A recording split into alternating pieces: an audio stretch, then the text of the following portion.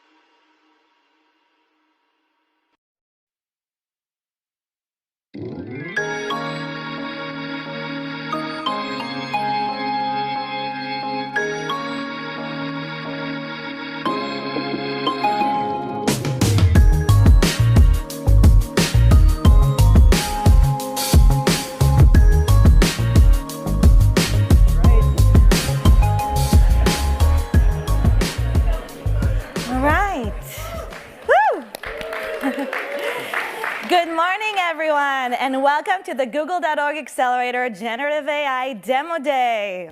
Woo, we're so excited. My name is Sivan, and I'm with Google's Accelerator team.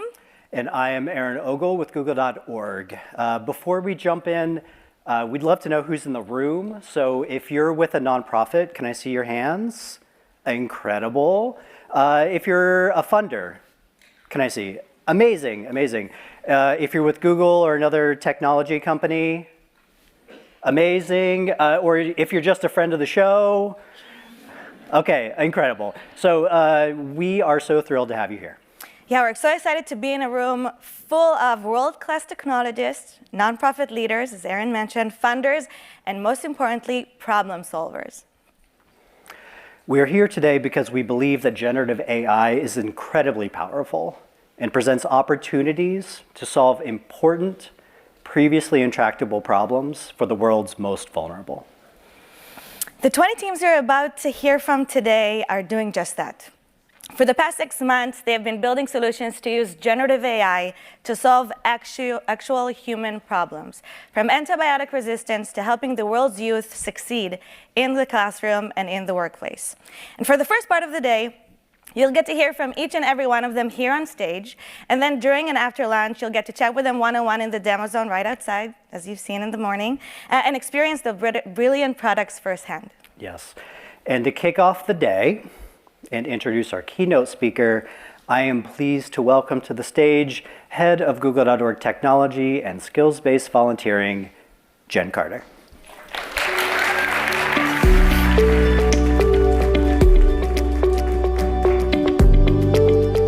Thank you, Aaron and Shiri, and good morning, everyone. It is such a pleasure to be here with you all. We're here today because of a $30 million bet that we made around a simple but radical idea, which is that nonprofits shouldn't just be consumers of technology, they should be the architects driving it. For too long, the most powerful tools have taken a while to get to the social sector, and that is at least in part due to the philanthropic sector's view that technology was sort of overhead rather than a core and a central piece of infrastructure that we needed to invest in. So we at Google.org, along with Fast Forward and many others, are calling for a philanthropic reset. We want to encourage other funders to come alongside us and fund the technology and the capacity building that will enable nonprofits to really incorporate AI into their work. But we also know that capital alone isn't sufficient. Last year, we actually surveyed, I think it was 4,600 nonprofits across 65 countries. And we found that while 4 out of 5 nonprofits felt generative AI could transform their work, a much smaller percentage was actually using it. And they cited a lack of access to tools and training, to expertise and funding as some of the key barriers to entry. So that's the mission of my team, and really the goal of this accelerator is to scale the impact of nonprofits around the world by providing them with the technology and the people that they need to achieve their missions. We don't just write checks, we provide access to our technology and to what we think is our most valuable resource, which is our people. So for example, in addition to receiving technical training and access to a large pool of bench mentors that they could call on at any time, each of the organizations in the accelerator also was paired with a dedicated grantee success manager and an AI coach, typically an expert from Google Research or DeepMind, who collaborated closely with them every step of the way during this 6-month journey. It's a bit of a shift from traditional philanthropy, moving from funding ideas to really collaborating on solutions. But we launched our first AI-focused accelerator back in 2019, and we've really continued to invest heavily ever since. As just one example of many, an organization that we worked with back then that was in that first accelerator was Wadwani AI. And they worked together with a team of Google.org fellows to build an app called Cotton Ace that uses computer vision to help farmers identify pests and determine which pesticides to use. It helped farmers increase their profit by 20%, and it also decreased their use of pesticides by 25%. And we're now working in collaboration with the government in India to scale it nationally. This is just one example of many, but those initial orgs helped us move the conversation around AI-powered nonprofits from a what if to a what is. They demonstrated that this was possible and that nonprofits were having measurable impact using AI. But over the past few years, we've really been thinking about, if we could do that then using traditional AI, what is going to be possible now using generative AI? The cohort that you're going to hear from today helps answer that question. I personally read all of the, I think it was nearly 3,000 applications, organizations that wanted to participate in our accelerator this year. So I can personally attest that the competition was quite fierce. It was really a privilege to see all of these, the breadth of innovative ideas about how AI can be helpful coming from those who are closest to the communities that they serve. But it also resulted in a really challenging selection process for us. But the organizations that you're going to hear from today, they not only met our bar, they far surpassed it. These are global visionaries who are using cutting-edge technology to solve enduring problems. They're tackling everything from climate change to accessibility, everything from education to healthcare. And it's our most technically ambitious group yet. They're really proving that you can take these high-tech solutions and they can actually succeed in low-resource environments. So we're really excited for you all to see all these demos. It's really, I think, a glimpse into the future of social impact. And to help us contextualize that future, I am thrilled to introduce an incredible leader who is driving Google.org's efforts to accelerate scientific discovery. So please join me in welcoming Leslie Ye, who is the Director of Scientific Progress for Google.org.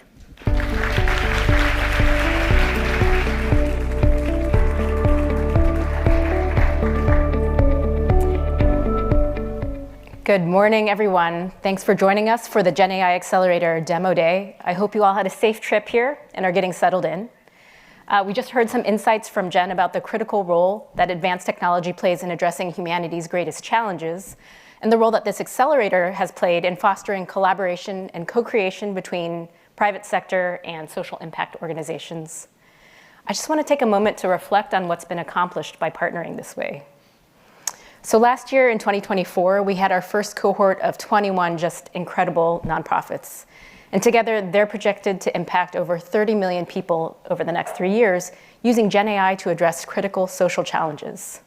For example, Quill.org is helping millions of low-income students become better writers by providing instant AI-powered feedback on their assignments. So this isn't just an innovative idea, there's proof of impact. This year, with our 2025 Accelerator, we're supporting 20 more groundbreaking organizations that are expected to reach an additional 28 million people over the next 3 years. Organizations like FairBio, which harnesses GenAI to accelerate the discovery of antibiotics, designing new molecules from scratch. Nava PBC, which is building an AI solution to streamline and automate government benefit applications. It boosts caseworker efficiency and helps more people access critical support. And Signvrse, which is creating real-time offline sign language avatars, enabling more than 5 million deaf Africans to access education. So this morning, I'm in front of you all, introducing our accelerator organizations. In my day-to-day, I'm the Director of Scientific Progress for Google.org. And in this role, I see just how profound the impacts of science and research are on human progress. But the world's problems are becoming increasingly complex and expensive. By itself, the rate of new scientific discovery just isn't keeping up with this. So AI also plays a critical role here in scientific progress by accelerating the timelines of scientific discovery, pushing the frontiers of innovation, and helping democratize access to the tools of research. So even though science, created AI, we can still use AI to push for new scientific breakthroughs and solutions to problems that we previously thought were unsolvable. Tackling complex social challenges in any area is really hard. And we know, as Jen said, that funding alone isn't enough. So at Google.org, we want to work with social impact organizations in a way that really takes advantage of Google. So yes, we equip organizations we support with our resources, but also our talent, our people, and our technology, so that they can build cross-sector collaborations and really focus their efforts on addressing these critical problems.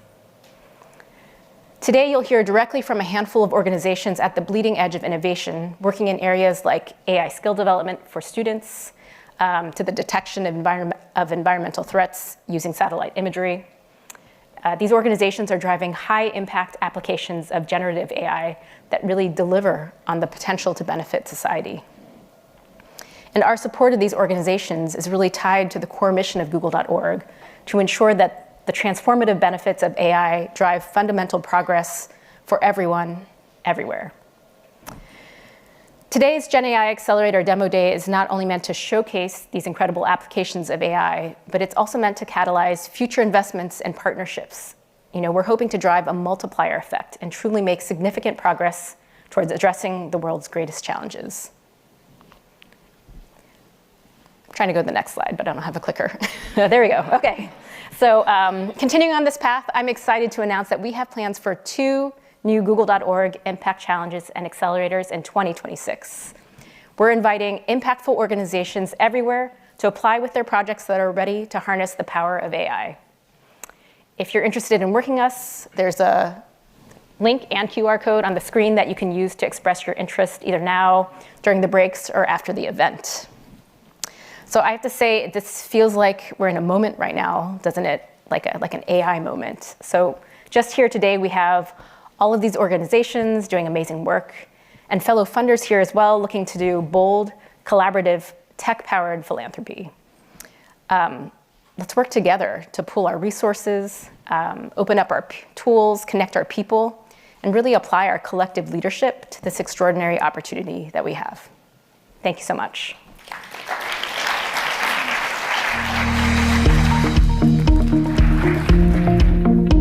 Amazing. Can we give another round of applause for both Leslie and Jen?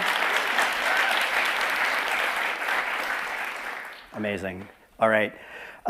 This is the moment that we've all been waiting for. Why we came today. We're about to dive into our pitches.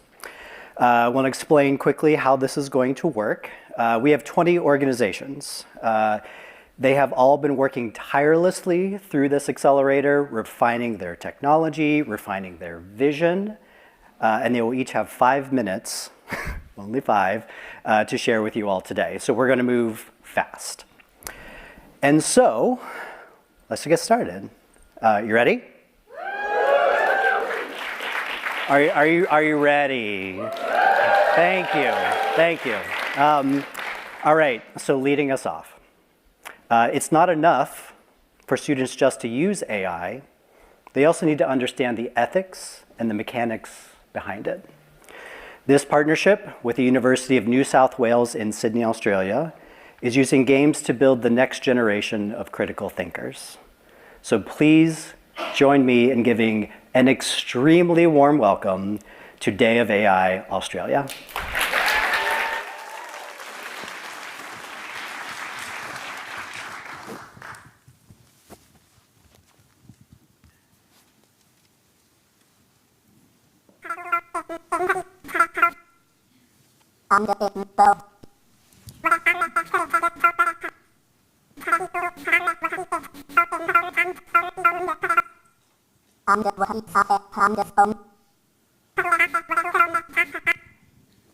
I'm Tash, and this is Jake.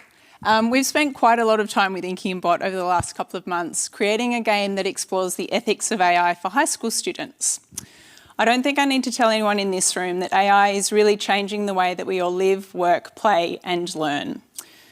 Now, in Australia, we know that students are using AI a lot, but only 10% of those students say that they feel confident using AI tools, and girls are significantly less confident than boys. Children and young people are also being exposed to misinformation and deep fakes online. Now, the digital divide showed us that new technologies don't lift everyone equally. AI is exacerbating this divide. It's no longer just about access to the internet and technology and tools and laptops. It really is about literacy and confidence. These are the skills that will determine who can access knowledge, opportunity, and safe participation online. And at Day of AI Australia, our mission is really simple. We want to equip every single young person with the critical thinking, ethical reasoning, and creative collaboration skills they need to survive in an AI-powered world. So we provide free learning resources that demystify AI and help students explore AI's risks and benefits. The research is really clear. Students learn by doing, and that's what sets our program apart. So Day of AI was first created at MIT in the US, and our Australian program is tailored for local Australian contexts and aligned to our national curriculum.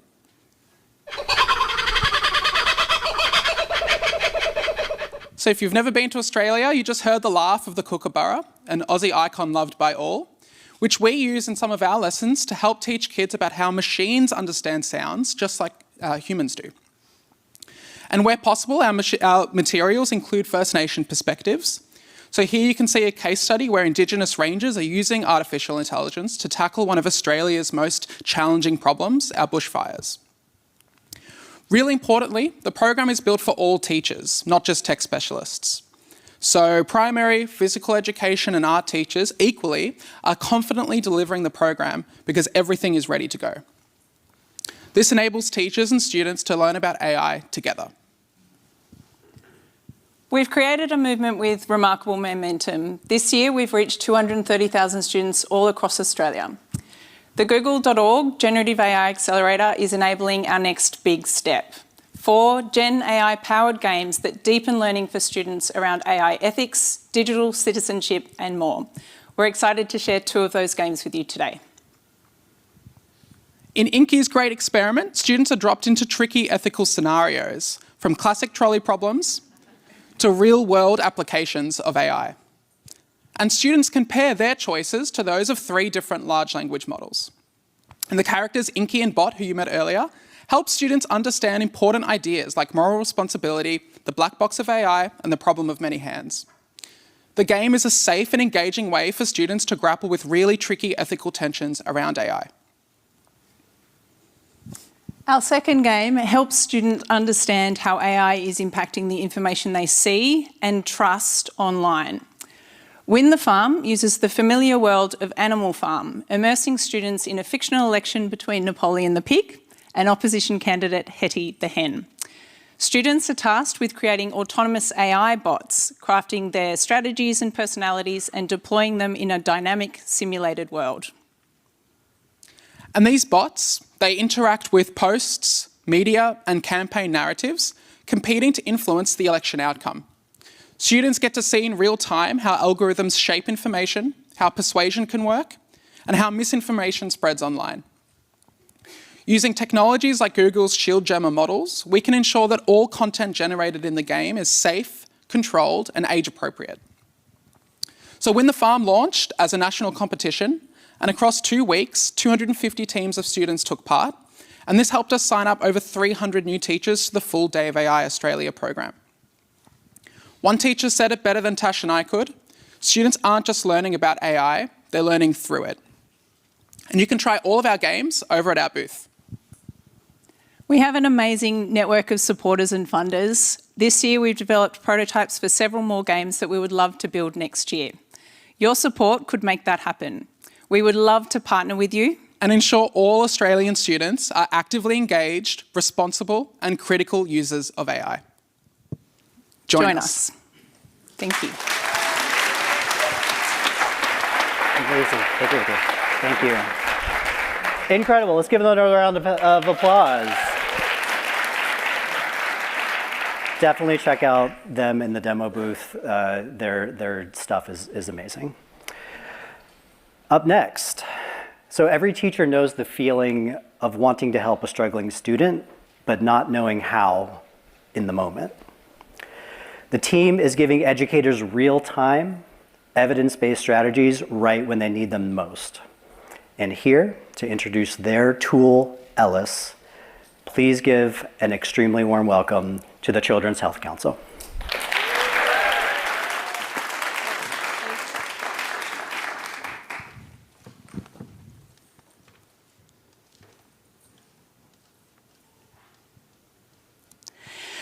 Did you know that there are more than 11 million students across the US who experience learning differences and mental health challenges? And that number is only climbing. And teachers are on the front lines.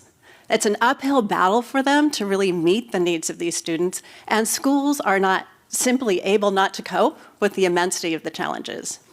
So that means that in every classroom across the US, like every classroom across the US, there are students shutting down and zoning out with growing anxiety and depression, and it's because life just feels too heavy. This issue is so widespread that many of you in this room today probably know a student who is struggling, or you yourself have been impacted in a similar way. I'm Cindy Lopez. I'm a former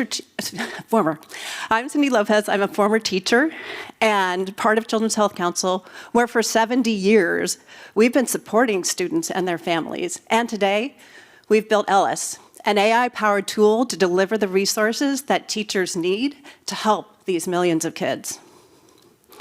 So this is Danny. He was a former student of mine early in my career, and he struggled with reading that caused anxiety and frustration, and he just felt different than everyone. And other students ostracized him. His anxiety became overwhelming. He picked fights. He was disruptive in class. And ultimately, he was suspended, and more than once. At the time, as a kind of new teacher, I was at a loss. None of the strategies I knew were making a difference.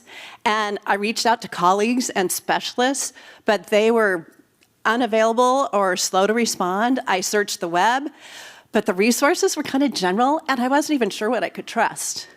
And meanwhile, I just saw Danny's situation getting worse. And my experience isn't unique. There are scenarios just like that playing out in classrooms across the US. That's why we created ELIS. ELIS is a personalized, on-demand support for educators powered by Google Gemini and backed by an exclusive knowledge base of content built with the expertise of Children's Health Council, as well as trusted partners in the learning and mental health fields. So, I think every day, if I had ELIS at the time when I was teaching Danny, I wonder how things might have been different. I wonder if they would have been better. Instead of just giving it my best guess based on my experience at the time, I could actually describe Danny as a person, like what he does well, what he likes, as well as his very real challenges. And ELIS could have delivered specific recommendations for Danny in seconds. It would give me the crucial guidance that I needed to use to help Danny. And because ELIS is safe and secure, and it's built on trusted resources, I could feel confident that I could implement a couple of strategies right away that could make a difference for Danny. I know that really I would have just felt lighter knowing that I had a path forward for him. And because Danny's scenario would have been saved in ELIS, I could go back as the situation with him changed, as it does with every student, and ELIS adapts. I could ask ELIS to modify the approach and provide me with new strategies. So let's make that the experience of every teacher and put ELIS in the hands of all educators. But why ELIS? What makes it different? Other AI tools are focused on curriculum and documentation, and ELIS is focused on the realities that teachers face every day in their classrooms, and it gives them the ability to adapt and change. And teachers can trust ELIS. We use Google Gemini to analyze a knowledge base of thousands of vetted resources from CHC and trusted partners in the learning and mental health fields. And at Children's Health Council, as I said, we've been supporting students for decades around learning and mental health. So ELIS is just the next evolution of that support.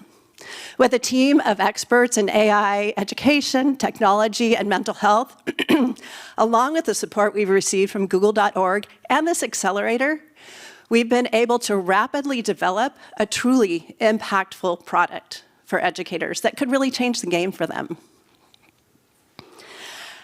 ELIS can make a difference for the 11 million Dannys out there, as well as the millions of educators who support them, and it is our bold ambition to reach all of them. So now is the moment to meet this need at scale. Join us in building a future where every student can thrive. So partner with us or fund our expansion and share our vision.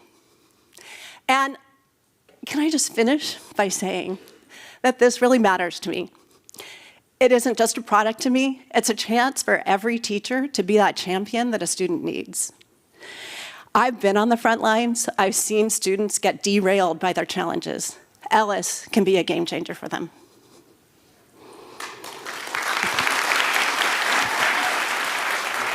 Well done, Cindy, I'm good. Amazing, amazing. Thank you, Cindy. So we talk a lot about high-tech classrooms, but what about learning on the devices that students already have in their pockets? This next organization is delivering personalized math practice right through the messaging platforms that kids use every day. So please give it up for Darsel.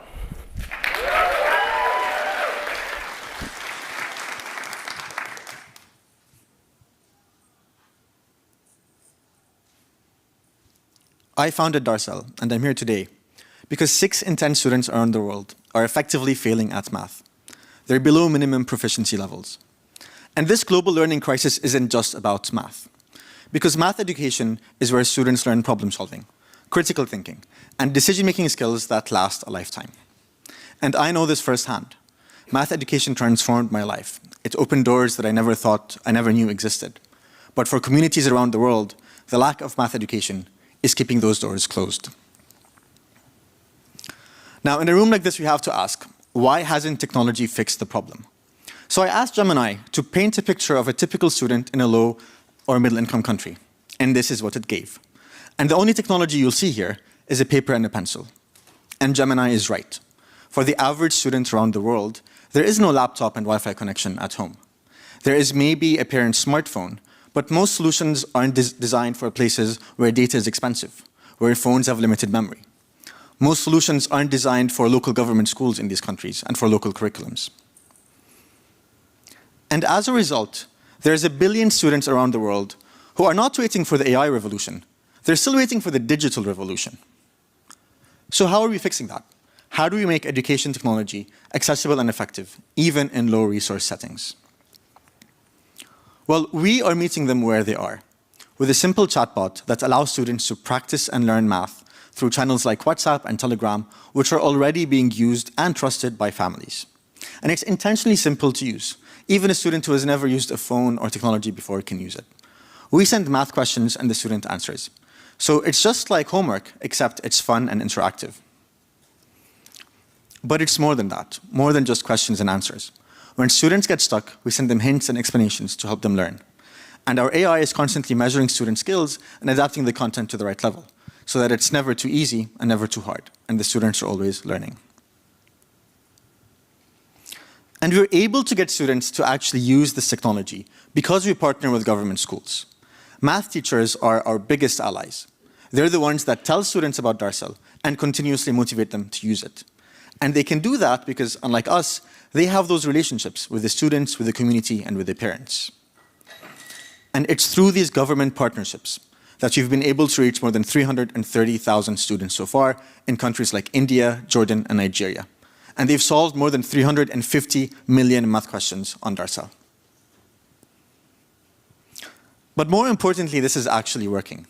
3 studies have shown that we deliver the equivalent value of 4 months of high-quality math learning for less than $1 per student per year, making this one of the most cost-effective education interventions that have ever been evaluated. And this is just the beginning, because this was before Gemini. Over the last few months, with the Google.org Accelerator, we've added a suite of Gemini agents that are taking our impact to the next level. We have new Gemini agents that are evaluating all of our content, making sure that it's mathematically and grammatically accurate, that it's engaging, that it's appropriate for every student, based on their curriculum, their local context, even their reading levels. We also have Gemini agents which are developing new content from scratch, allowing us to expand to new geographies, new countries, new curriculums, faster and cheaper than ever before. And most exciting to me, we're also using Gemini now to personalize content at a new level for every student based on their mistakes. And I'm going to give you a small illustration of that. So before Gemini, if a student answers a question incorrectly, we send them an explanation to show them how to solve it. But it used to be that every student would get the same explanation. In this case, showing a student how to calculate the perimeter. But today, with Gemini, our system knows exactly what the student is getting wrong. It's able to identify, in this example, that the student had calculated the area instead of the perimeter. So now every hint and explanation can be personalized for that student, allowing them to identify their mistake and learn from it. And this simple change can actually double the learning impact that we can produce. And we're going to do all of this at scale. By the end of next year, we're on track to hit 1 million students. And our aim is to reach 10 million students by 2028. And we're doing this not only by expanding in our current geographies, but also by launching in new countries. Now, we've made it this far because of incredible partners, but we're always looking for more. Not only to continue to expand geographically, but also to continue investing in technology and take advantage of the latest developments in AI. So that's why today we're raising $2 million. If you're as excited as I am about making education technology actually work for the students who need it the most, then I'd love to talk. Thank you.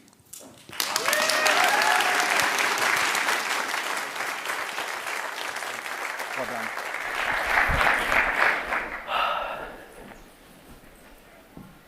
Reading is the foundation of all learning. Yet our current systems are leaving too many kids behind. But this organization is using AI to ensure that every kid, everywhere, becomes a reader. So here to introduce their tool, Bloom, please give an incredibly warm welcome to Lit.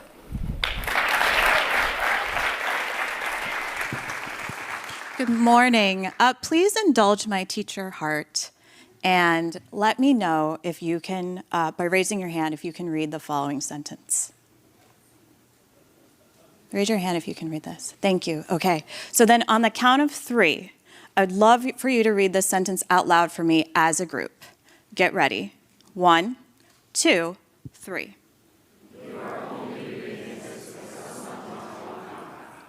You are only reading this because someone taught you how. In the United States today, only 1 in 3 students can read proficiently by the end of 3rd grade. Let's sit with that for a minute. That's millions of children in our country who cannot read this sentence. And children who are unable to read proficiently by the end of 3rd grade are 4 times less likely to graduate from college. My name is Nikki Bridges, and I'm the CEO and founder of LIT, a nonprofit that partners with school system leaders to redesign how reading is taught across their systems in pursuit of instructional equity. Our mission at LIT is simple, yet profound. Every kid, everywhere, is a reader. And at LIT, we believe that America's reading crisis is a solvable problem. Why? Because research suggests that 95% of kids can learn to read if they receive the right instruction. There is an unbelievable body of enduring research that tells us exactly how kids learn to read.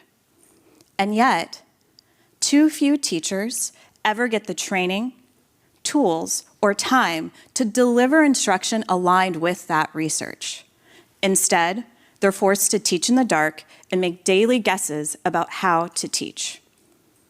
The gap between what we know about reading and the resources and support that teachers receive is at the heart of the problem.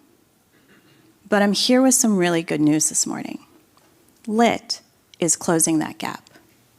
With the support of Google.org, we're leveraging generative AI to build Bloom, a digital classroom co-teacher that provides students with the basic building blocks of reading and provides teachers with the clarity they need to guide their instruction, all aligned with reading research. Bloom is not a replacement for what teachers do in the classroom. Rather, it is a critical complement. Here's how. When students log into Bloom, they practice the exact skills they need on their current reading development. Bloom mirrors how the brain learns to read, linking speech, sound, and print through active, voice-on practice. Using speech recognition tuned for kids, Bloom delivers immediate, actionable feedback and adjusts instruction in real time. And while students are learning on Bloom, the platform is also learning, capturing thousands of micro-reading moments and turning them into insights. And this is where we're harnessing generative AI to create something no other tool offers, a digital teacher dashboard that takes those insights, highlights patterns, and acts as an embedded reading coach, showing teachers what is working, what needs reteaching, and where to focus next. Most dashboards flag mistakes without context. Bloom tells the story behind the error. Here's an example. Let's say a child reads the word bed as bid. Bloom identifies the vowel confusion, coaches a teacher to understand why it's happening, and offers targeted practice moves that a teacher can implement in their instruction immediately. In other words, while most tools provide data, Bloom provides action. After using Bloom, one teacher told us, Bloom gives me immediate actionable data. I can see exactly which skills my students mastered and which ones need support. So my instruction becomes more precise and efficient. An astonishing 87% of teachers said they would recommend Bloom to a colleague. Our user feedback shows that when teachers use Bloom, they feel the difference immediately. Through our service-based work, LIT has impacted over 80,000 kids. Collectively, our team brings over 250 years of expertise in literacy, school management, and learning design. And we're turning that expertise into scalable product innovation with the support of partners like Google.org. At LIT, we don't imagine a world where generative AI will replace teachers. We want it to amplify them. With this in mind, we are raising $5 million to finish building Bloom and to bring Bloom to over 10,000 teachers and kids over the next over the next 2 years, laying the foundation for national scale. With your support, we can build a product for the people who matter most, kids and their teachers. Because when teachers see clearly, they teach with confidence. And when they teach with confidence, kids learn. And that is how we ensure every kid, everywhere, is a reader. Thank you.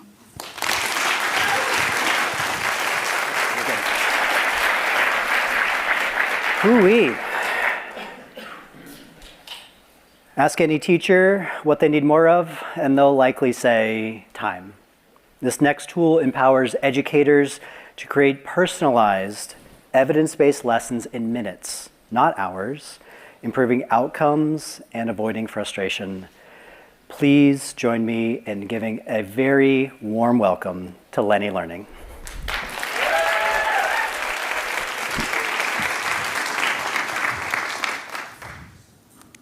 Hi, everyone.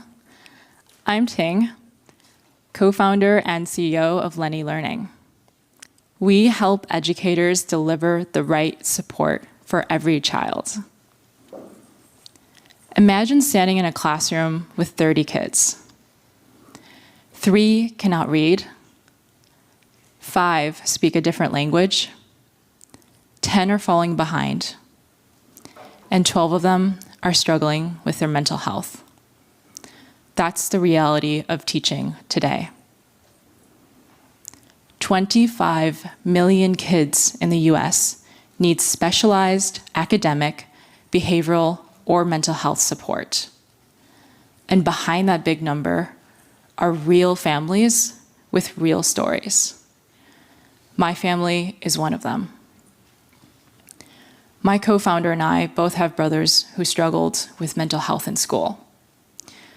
Their teachers cared deeply, but they were unequipped to support them. Eventually, my brother dropped out of school and he fell into addiction.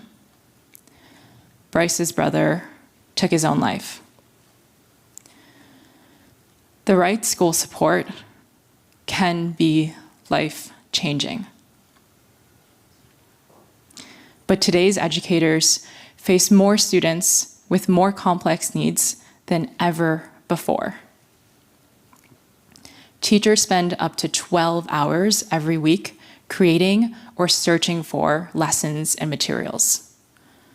The average counselor supports 385 students. And the US has a shortage of more than 500,000 certified teachers and counselors. Schools need instructional coaches, special education experts, and mental health clinicians, but most schools don't have enough of them, and the staff they do have are maxed out. With AI, we can change that. Meet Lenny. Lenny connects all of that expertise and makes it accessible to every educator. Lenny helps teachers personalize plans, access evidence-based strategies, and save hours in the process. Here's an example. Tess is a 7th grader with ADHD. She struggles to complete her assignments. She's reading at a 4th grade level and is now failing ELA. She loves basketball and hands-on work. And we have 1 month until state exams. As her teacher, all I have to do is describe the situation just like this, and I plug it into Lenny. And instantly, Lenny gives us a structured sequence of personalized resources just for Tess. I have a script and strategies to check in with Tess. There are basketball-themed reading practices. And we also have activities and handouts that support Tess's specific learning needs. This is everything a reading specialist, a counselor, and an instructional coach would have to team up together to create for Tess. Until now, we've asked educators to support kids like Tess without any resources. Lenny gives them the expert team they need right at their fingertips and gives them time back. This past year, over 14,000 educators, counselors, and clinicians have used Lenny. And collectively, we've given them back over 100,000 hours for them to redirect to students. My co-founder and I are Yale-trained engineers and designers. Our team and advisors include clinicians, research scientists, educators, and district leaders from top child development institutions. Thanks to Google.org, we launched a free version of Lenny for educators everywhere. And we're now in schools in all 50 states and on track to reach 1 million students by the end of this year. Our teacher usage has grown 3x, and our growth is fueled by district partnerships, paid district partnerships, continuous platform improvement, and our flywheel. So this is our flywheel. Educators create lessons with Lenny. Those lessons flow into the Lenny library, which is publicly available, and every lesson is indexed by Google. This helps more educators discover us, and those educators go on to create more lessons, and so on. This flywheel is how we're going to reach 10 million kids in the next 3 years, by leveraging the power of educators themselves. Our brothers needed more support than their schools could provide. And it changed the trajectory of their lives. 25 million kids need that support right now. And for the first time, we have the technology to do something about this. At Lenny, we are building a world where every school provides high-quality adaptive instruction. Every teacher delivers the support students need. And every kid receives the right resource at the right time. If this is the world you want to see, then let's build it together. Thank you. Great job. There is a massive global shortage of sign language interpreters, leaving millions disconnected. This next team is bridging that gap with real-time AI avatars to boost literacy and inclusion for deaf Africans. Here to present their tool, TERP 360, welcome Signvrse.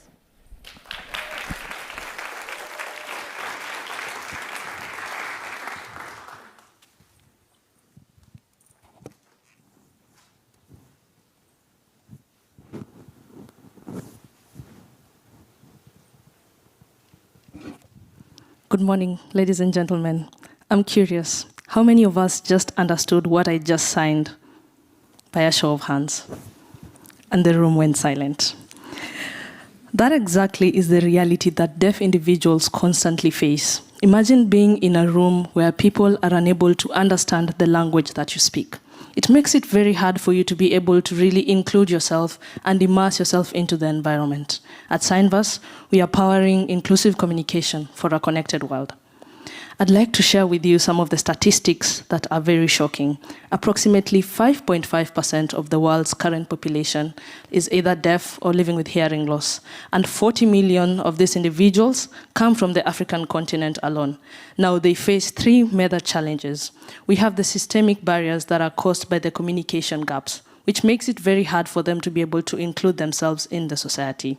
Expensive and scarce interpretation services valued at approximately $20 an hour on the African continent, a fee that most are unable to afford, and digital exclusion. As a world, we are moving very fast towards being a digital nation, a digital world, but we are leaving a key population behind, and that is the deaf and hard of hearing community. And this is exactly why we built Tab 360. So let me show you what we've built. We've built Tab 360, an all-in-one digital sign language interpreter. We like to think of this as a visual Google Translate for sign language. So how does this work? This is the interface. It takes in speech and text input and outputs visual character, digital avatar, signing that content just the same way a human interpreter would. All of this at the comfort of your device, laptop, or mobile phone. We also have another product in our portfolio, which is Tab for Web. And we like to think of this as just Tab 360 integrated into web pages, which interprets text content on web pages visually in sign language. You'd want to ask yourself, why sign language? Sign language because it is the first language that a young deaf child is introduced to in their language development curve. With the support of the Google GenAI Accelerator, at the beginning of the accelerator, we had this character. It was very robotic, not as visually appealing. With the support of the project success manager, our Google AI coach, and the entire portfolio of mentors from the Google Accelerator, we've been able to advance our technology to more visually hyper-realistic characters that even have facial expression. And we've worked very closely with the deaf community in Kenya. We've conducted a lot of our community feedback sessions to validate our product directly with the deaf community. We've hosted one even at Google Nairobi. And we've built the largest motion capture studio. This is the first in East, Central, and West Africa, where we've collected more than 6,000 Kenya Sign Language signs. We've worked closely with more than 20 deaf individuals, and our target by Q1 2025 is to scale this to 10,000 signs. And all this work is actually powering the digitization of the largest sign language dataset in the continent. Over to you. And our work, ideally, we're looking at sustainability and how we're able to sustain this is through our portfolio of products, and we see ourselves as a partner to organizations, companies, and governments with a B2B and B2G software as a service, recurring monthly, quarterly, and annually. And our work is being supported by a team of young entrepreneurs with expertise across business development, software engineering, AI, data science, and a very strong advisory board with expertise across global assistive technology, language development for deaf children, and government consultancy. And we work closely with the deaf community to digitize sign language more authentically in their natural language. We are very excited to share with all of you that last month we were able to be recognized by the Royal Academy of Engineering and won the most prestigious engineering prize on the continent, the Africa Prize for Engineering. And this is a key testament to the engineering excellence and research excellence that we are putting at Signvrse, and it has been seen on the different media blogs. But for us, this is more than just looking for awards. This is a movement that we are trying to start, and we believe that as Signvrse, we are at the forefront of ensuring that inclusivity should no longer just be a conversation that we are having, but is actually a global lived reality. And so we invite you to join us, partner with us, and support us as we ensure that the over 5 million students in Africa are able to learn sign language, and communication is able to be more seamless, and individuals are able to be included in the different environments that they find themselves in, because we believe that inclusivity should no longer just be a story, but should be a lived reality. And so join us as we make the world more inclusive for the deaf community, one sign at a time. Thank you.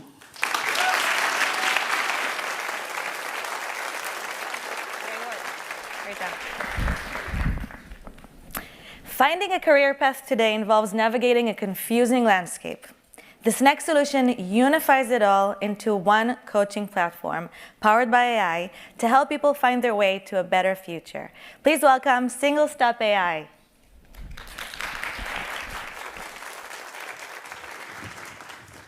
Hello, everyone.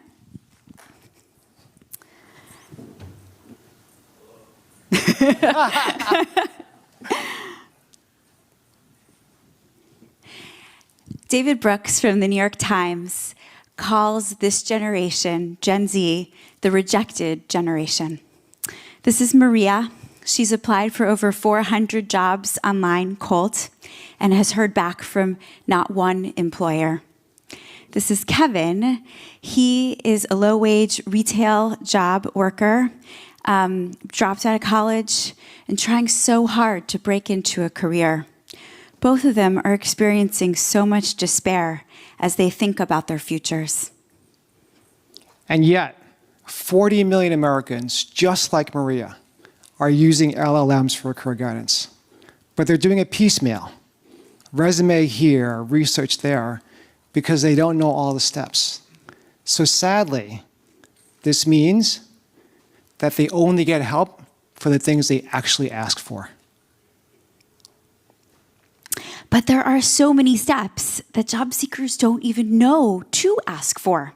For example, many people get jobs through relationships, referrals, networks, and most job seekers aren't building social capital and building their networks in order to unlock a critical piece of a job search process.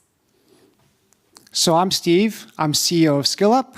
We help people find great job training programs. And I'm Nitsan. I'm the CEO of Climb Together, and we are social capital experts. And our solution, Single Stop AI, rewires career navigation by combining our expertise. So imagine one single stop AI coach that walks you through the entire darn process to find employment. From looking for a job to finding someone that can actually help you get the job. All managed by intelligent orchestrator, right? That interweaves into your life, that remembers all your conversation and guides you because it knows all the steps to finding a job. Meet Maya. Notice how she coaches Maria by asking empathetic questions. See how Maya gets Maria to share important information so that she can tailor her support. And notice how she helps Maria tease out her skills and helps her translate them into other job contexts. Hi, Maria. I'm Maya. I'd love to hear about your current situation. What's happening in your life at work right now?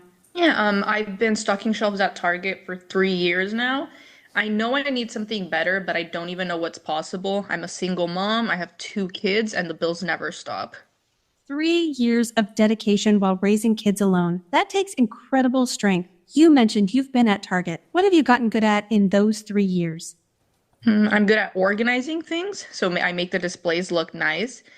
They even made me a trainer for new people, and I also help people with the computer stuff.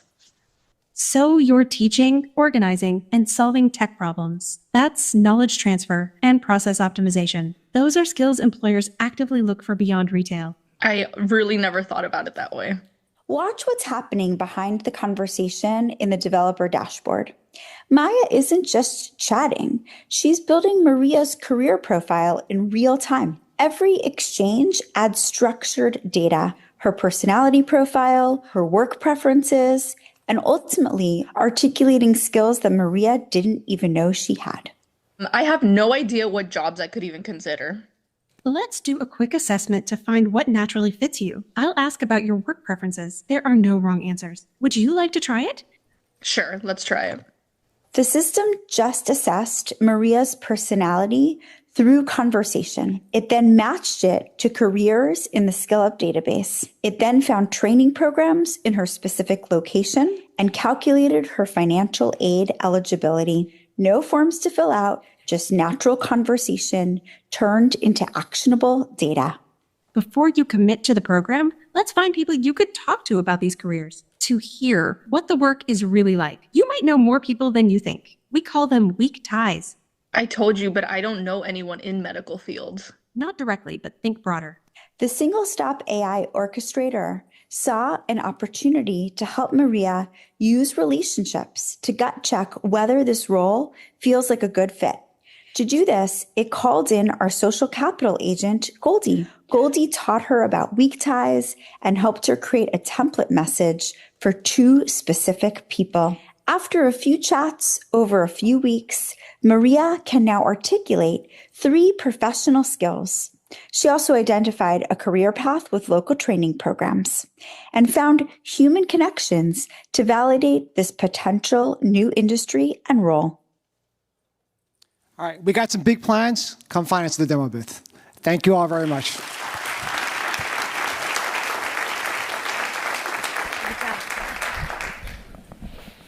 Right, navigating degree requirements can be as difficult as the coursework itself. This next platform simplifies that academic maze, ensuring every student has the support they need to graduate. Here to introduce their AI assistant, Swift, give it up for Parody.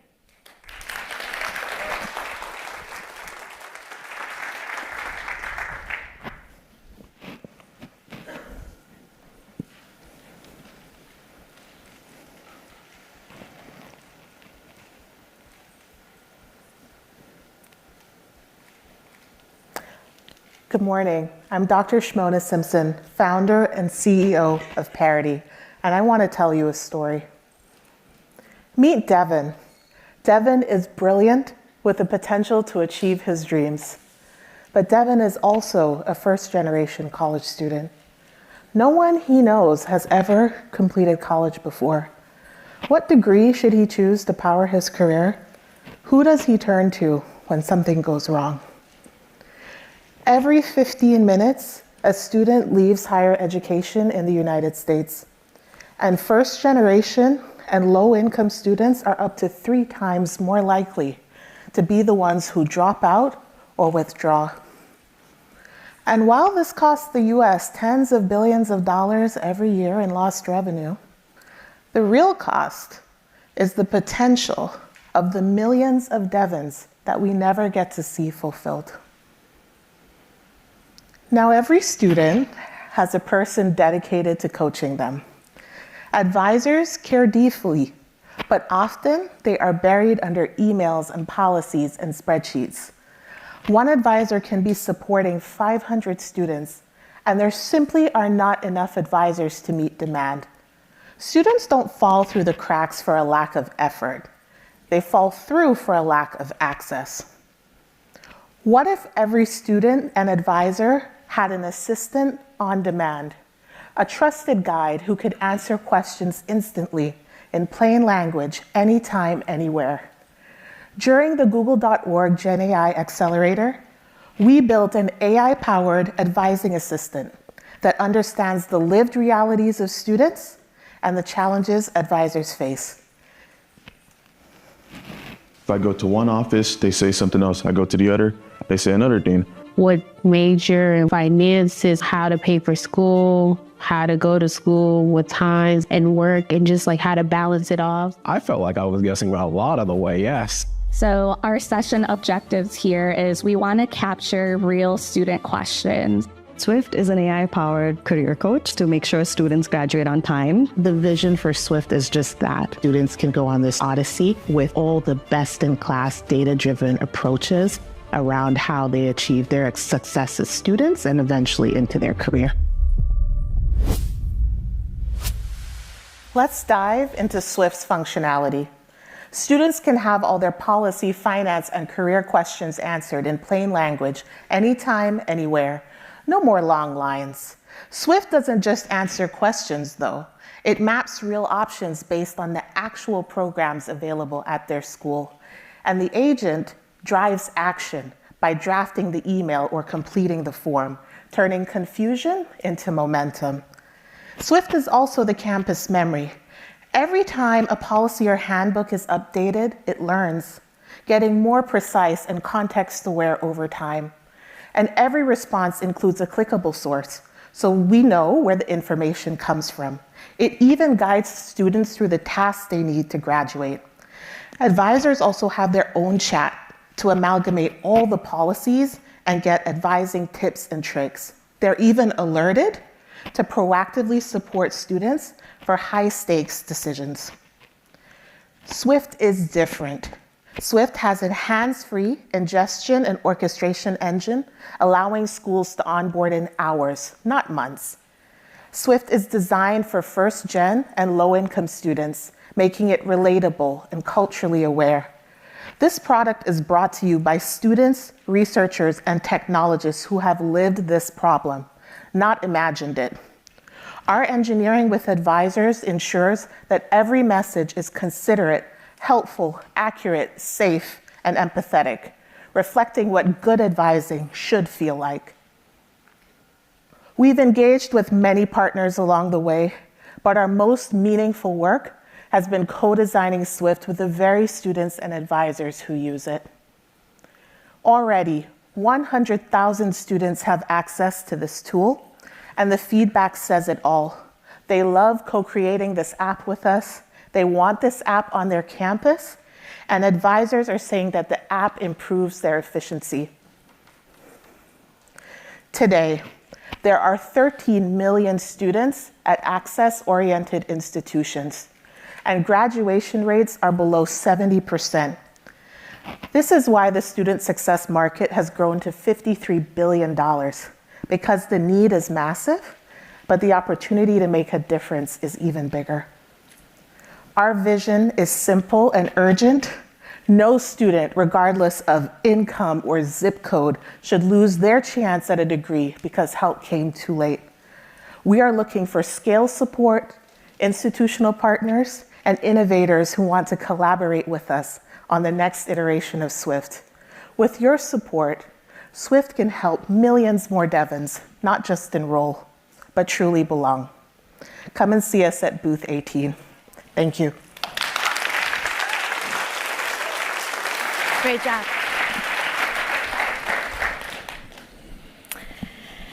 Healthcare tools built for the mass market don't always work on the front lines of Africa. And that is why this next team trained their AI specifically on local clinical standards to empower safer, smarter care.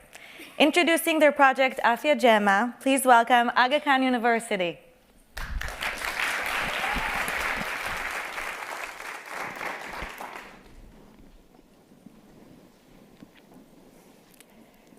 Africa bears 25% of the global disease burden.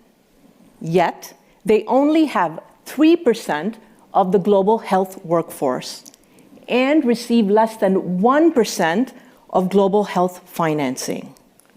Our resources simply do not match our realities, and this gap is costing lives. Good morning. My name is Farhana Al-Arakia, and I am the Chief Data Innovation Officer at the Aga Khan University. We are making a big bet on AI because that is what is needed to address our challenges, and that is why we built Afya Jema. Meet Dr. Effie Wambui, a 26-year-old medical doctor working in a clinic in rural Kilifi.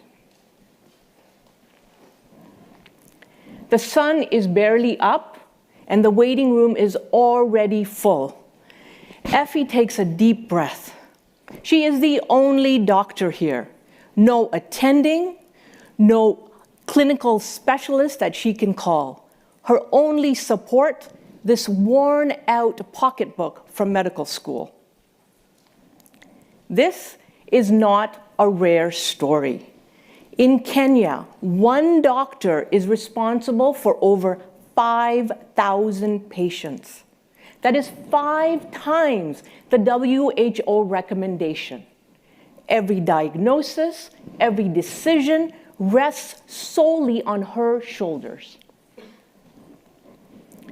Effie's next patient, a 12-month-old baby girl. She's able to eat, but nothing is staying in her body, and she is becoming dangerously dehydrated. Effie flips through her pocketbook. It lists all the symptoms, but not what to do next.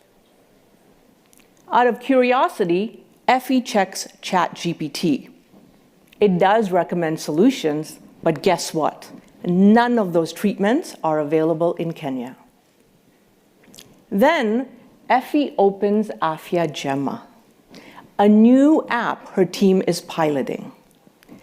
It suggests oral rehydration using uji, which is a local porridge available for just shillings, or a homemade solution of water, sugar, and salt. It also identifies the danger signs the mother should watch out for. Now that's a plan. That is a plan that is actionable, affordable, and life-saving. And that moment right there is why we built Afya Jema, care that understands your reality. Named after the Swahili phrase, Afya Njema, meaning good health. Afya Jema is a clinical decision support platform powered by MedJema, built for the realities of Kenyan healthcare. It is trained on Kenyan Ministry of Health guidelines, AKU clinical protocols, and WHO standards, curated for the environments that doctors like Effie work in today. Afya Jema delivers instant, practical, context-aware guidance at the point of care. Take colorectal cancer. A generic chatbot recommends screening at the age of 50. Afya Jema recommends 45 because Kenyan patients present younger and later. It doesn't just know medicine, it understands Kenyan medicine. In just 6 months, we have built and deployed a prototype fueled by the Google Accelerator grant. It's still evolving, but early feedback has been incredibly encouraging. Let's hear what the real Dr. Effie has to say about Afya Jema. Right now, across Kenya, there are incredibly talented and hardworking doctors making impossible choices with very few resources. They're watching patients suffer, not because they don't know enough, but because they don't have access to the right information when they need it. Afya Jema solves that problem. It levels the playing field, and it means that where you live or how much money you have doesn't determine whether you get good medical care. Like Effie said, Afya Jema levels the playing field. It is a game changer. Our vision at AKU is clear: to ensure every doctor across Africa has instant access to the knowledge they need to save lives. To save lives. Afya Jema is more than technology. It is the blueprint for clinical decision-making in low-resource settings. And Kenya is only our first step. We invite you to come by the booth to see Afya Jema in action and to join us to empower doctors, to transform care and change lives. Afya Jema, change that understands your reality. Thank you.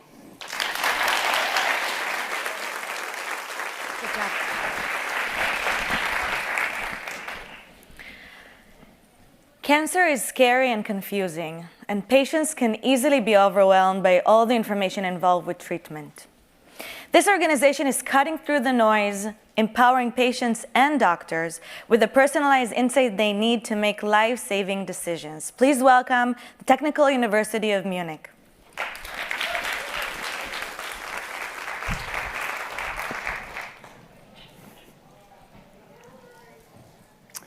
Did you know 1 in 3 people will develop cancer during their lifetime? At the same time, cancer patient numbers are expected to double in the next 20 years worldwide. My name is Jan Peken. I'm an oncologist working at the Technical University of Munich in Germany, where I treat cancer patients every single day. I'm also co-founder of our spin-off company, Mevidence. Can you imagine?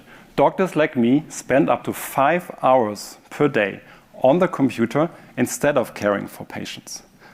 But what do I have to do the whole day? I have to go through large patient files that are unstructured and hard to read to understand the patient's history. I have to look for the most recent medical evidence to make the best treatment decisions for my patients. And of course, I have to document basically everything that I do. These problems are often even worse in rural areas away from large urban centers where resources may be more restricted and also the access to evidence limited. And this may lead to patients not receiving the latest treatments that they actually deserve. We have therefore developed 3 dedicated AI assistants to support cancer physicians. First, our patient file assistant helps me to rapidly understand a patient file within minutes without having to read all the documents by myself. Second, the evidence assistant gives me the most recent treatment recommendations for my specific patients based on medical guidelines and high-quality medical publications. And third, the writing assistant helps me to draft a medical letter within seconds. But what does make our solution unique? For me as a doctor, trustworthiness is the most important feature of a medical AI system. We have therefore developed our own fact-checking solution where each claim that is being made by our AI system is fact-checked against a trusted medical knowledge base. It also allows me, which is not present in other tools, to directly verify each given claim back to the original passages in the source document, making it really easy for me to verify and understand each piece of information. This also provides us the transparency demanded by EU regulation. If I now prepare a patient visit for my patient John Smith, I can use our patient file assistant to rapidly understand the whole patient history by reading a patient summary and seeing all the key facts at a glance. If there are remaining open specific questions, I can basically ask anything to our assistant, receiving an answer with direct links to the original patient documents. And after I have understood the patient history of John Smith, I can move forward, consulting our treatment or evidence assistant to get the most recent treatment recommendations based on medical guidelines. Right after the consultation, I can now move forward to use our writing assistant that drafts a medical letter, freeing a lot of time I do not have to invest myself after my regular working hours. We will improve the quality of care of cancer patients independent of where they are treated. We will free up to 2 hours per day for cancer physicians, reduce stress and the risk of wrong medical decisions. And finally, we want to empower healthcare systems to provide equal chances of recovery for everyone. In the last 6 months, with the generous help of the Google.org GenAI Accelerator, we built a strong team of computer scientists and medical professionals, built our first clinical prototype, and gained 2 university hospitals as strategic partners. Moreover, we founded our spin-off company, Mevidence, to bring our solution into actual clinical practice in hospitals. We will do so by 2027 after reaching regulatory approval in the European Union. However, before that, we want to launch our Cancer Patient Assistant that will provide easy-to-understand answers to medical questions of cancer patients and their families. Now, to build on top of our excellent research team, we are seeking capital to improve our capabilities in marketing and sales, product engineering, and regulatory compliance. However, before I end, I want to tell you something from my clinical experience. If you're caring for a cancer patient and you're coming to the end of the consultation, but there are so many open questions left, but you as a doctor, you have to hurry away to the next task, the next patient that is waiting. This is devastating for the patient who may feel left alone, but also for you as a physician who wants to treat and comfort your patient. Therefore, please join us at our booth if you are interested, and in our vision at Mavidence to give medical doctors the time back their patients deserve. Thank you very much.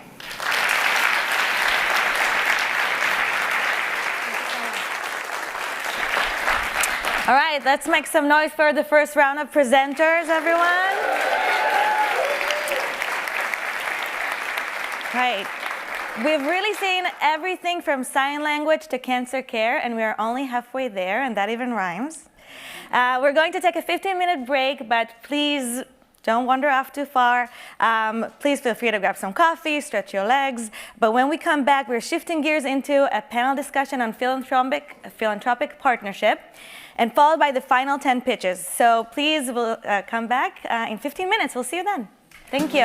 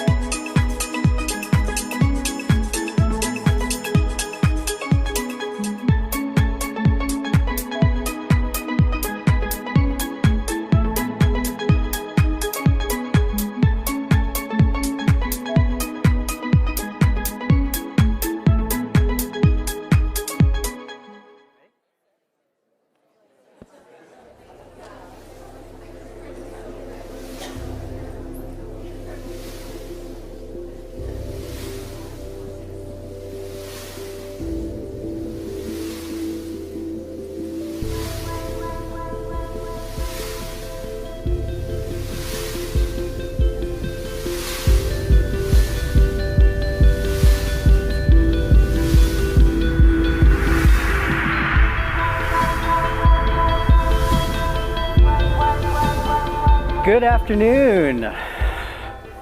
How are y'all? Great. Welcome back. Welcome back. I hope you're properly caffeinated, ready for part two. Before we get into our next set of pitches, we want to just take a moment, pause, look at the bigger picture. Innovation doesn't happen in a vacuum. It happens through partnerships. And to introduce our panel on how philanthropy and nonprofits can build an ecosystem of AI for good, please welcome Google.org Accelerator co-lead, Gabe Doss.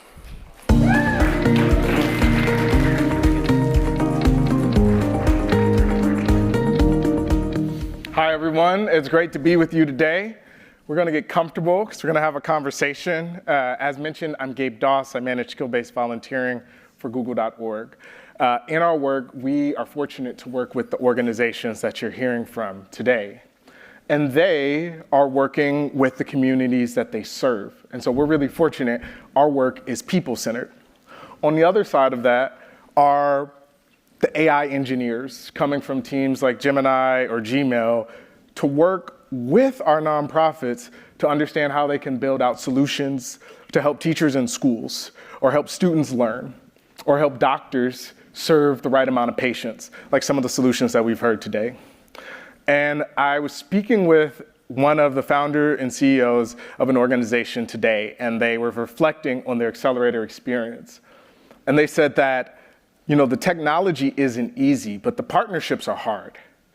And particularly in this space, we know that to truly serve these communities, we need resources. And so we wanted to bring together a group of leaders in the field who are funding and shaping the next generation of AI in the social impact realm. And so I'm going to introduce them one by one, and I would love for us to give them a round of applause at the end. So first joining us will be Yuri Kim. He's a founding principal at Next Ladder Ventures, and he has done tons of work investing in innovation that is going to result in economic mobility, right? And it's going to help folks really in the lowest income communities. Preceding his work at Next Ladder, he's done work at Gates Foundation and their AI innovation portfolio.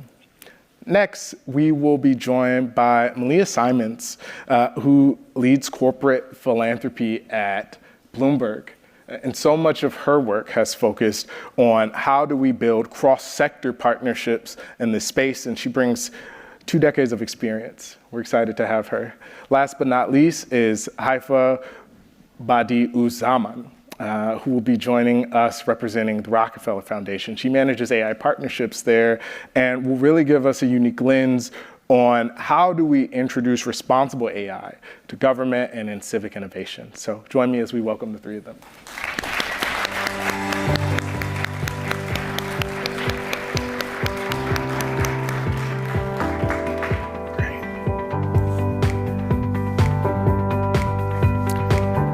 All get comfortable. Fantastic. Thank you all for joining us. So first question is really going to be for all of us.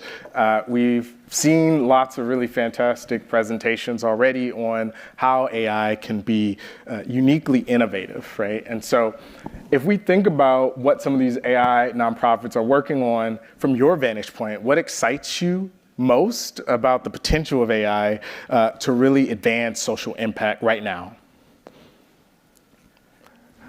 And we can start, how about we start I'm on happy the to end? jump in. Okay, go for it.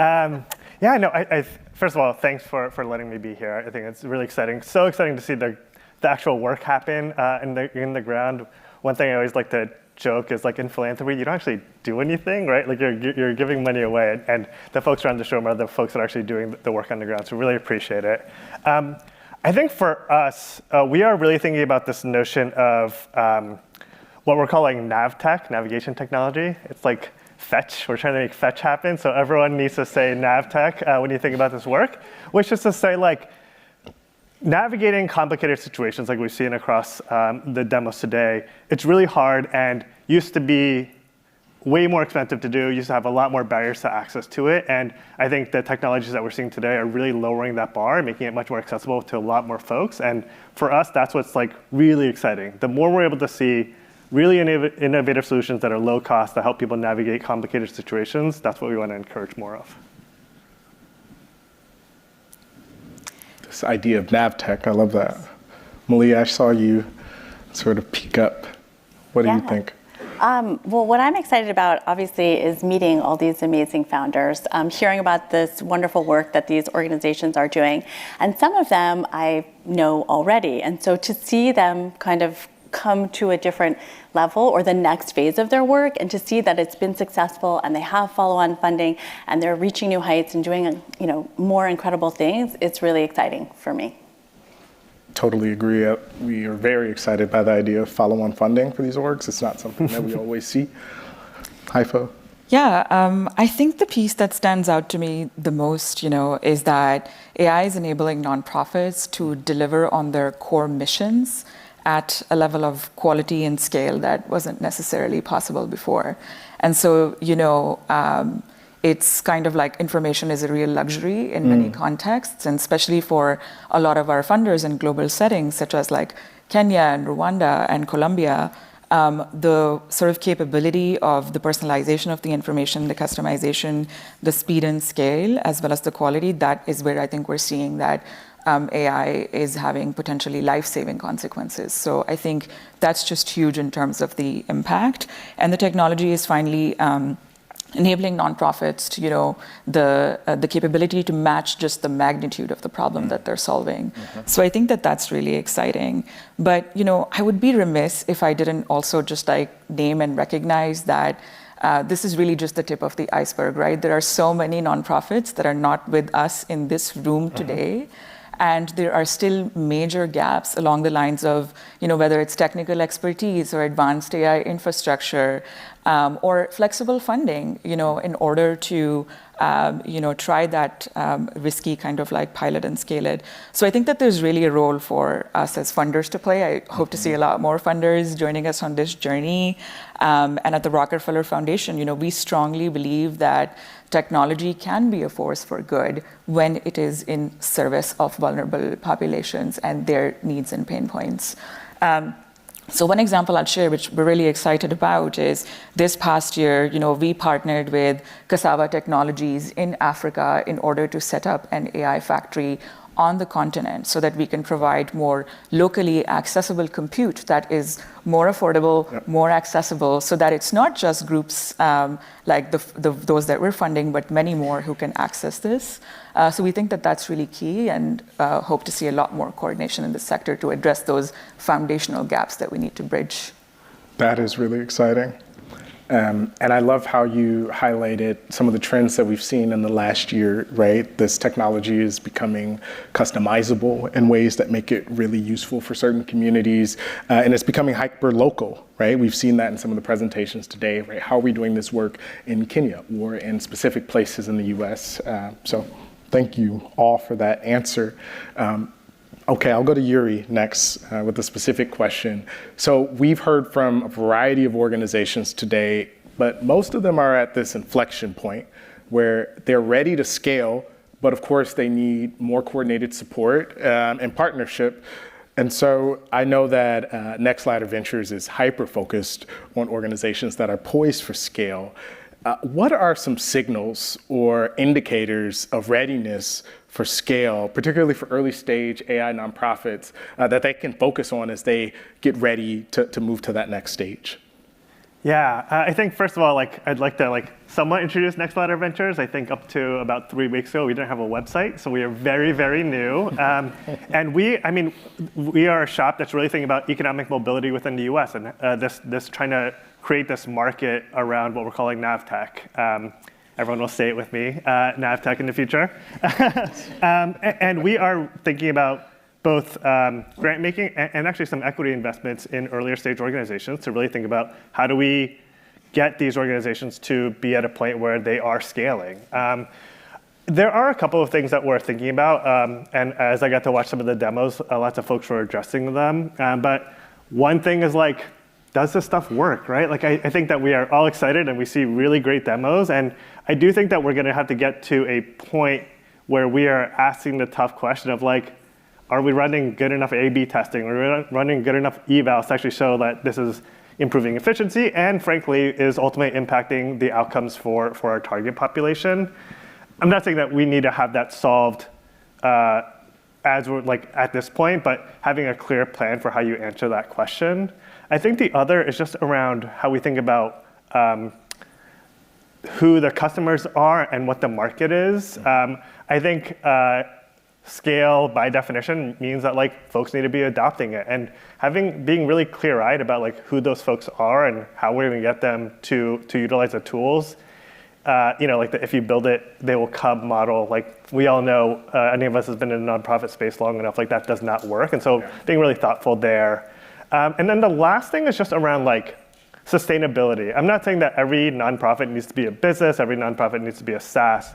I think that there is a very meaningful space where good work happens and it's mostly or fully philanthropically funded, but being honest with ourselves about what that is, and even there, what is the way that you continue to get grant funding? Because certainly for orgs like Nextladder, we will be making one-time catalytic investments and not necessarily ongoing support. And so figuring out how you then transition to that right ongoing support. And then I guess the one last thing I'd say is I'm sure I speak for everybody in the world. I want honest conversations, right? I want to know what's actually hard. I want to know what you're struggling with, as opposed to just sort of getting a roasted version of this, because then we could be real thought partners and thinking about what's actually needed for scale and growth. Yeah, thanks for that, Yuri. One thing you said that really stands out to me is this idea of how can we demonstrate the impact of this work, right? We can throw the word AI around all day, but we need to see that this is helping real people. And so, organizations that are able to get the technology in the hands of the community and show that this is working, this is useful, that gives them a leg up in that journey for scale. Excellent. Malia, next question is for you. So if we think about Bloomberg Philanthropies, they are known for helping organizations build data and technology capacity at scale. And so when we think about sort of the funders in the room and everything that we've heard today, are there ways that funders can coordinate across portfolio, across sector, to ensure that these AI-driven tools are growing in ways that are responsible and that they're actually reaching the communities that need them the most? Yeah, I mean, I think I just attended a little gathering earlier where I was inspired by a lot of other funders who were there, and also some nonprofit organizations on kind of what their needs are. And so just first and foremost, the work that we do at Bloomberg Philanthropies is about people and partners. So we want to be able to help the most people, around the globe improve their lives, and we want to do it with partners who have the expertise to do that work. So just an event like this is something that's really exciting for us because we're meeting people who are having different types of funding models. Like I actually asked one of the organizations here who we supported previously, kind of what's the secret sauce behind this Google AI Accelerator? So if there's something there that we can learn, and what she said was, it's the funding, the tech support, and also the connections. And I think the connection piece is one where we don't do enough of, because as you mentioned, there are many nonprofits kind of doing similar work, right? And they're all valid and they're all worthy, and some of them specialize in different areas. But imagine if we all could get together, understand really what the field is in these amazing tech nonprofits, maybe even go deeper and understand what their workflows are. So if you're already working on something and you have an AI agent that does XYZ on your back end, someone else who's doing that work can use yours. Maybe it's open source everything.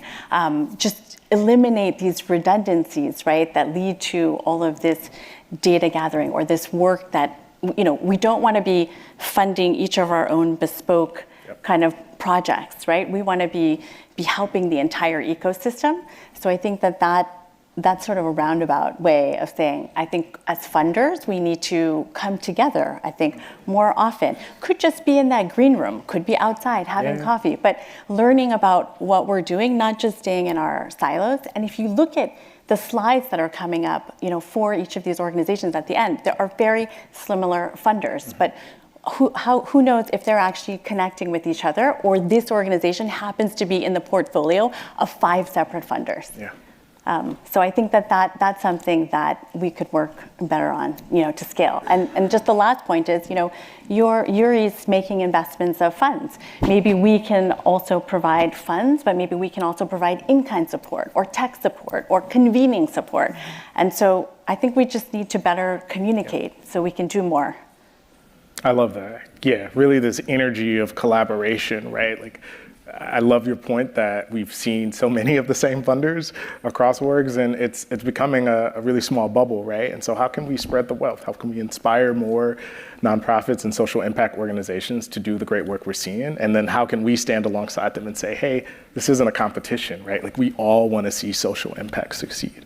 Yeah. Thanks for that. Okay, we're going to keep going. We're making some fantastic progress. Haifa, I wanted to ask you a little bit more about your work at Rockefeller. We know that sort of your AI partnership strategy is really focused on this idea of accelerating innovation for nonprofits and for communities, and making sure that AI benefits them in a real way.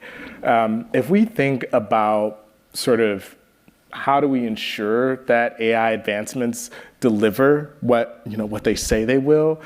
What are some core responsible AI principles that some of the nonprofits we've heard from today can use as a guide as they grow into an area of scale and really look to make the next leap and build tools that are safe and equitable and still community-centered?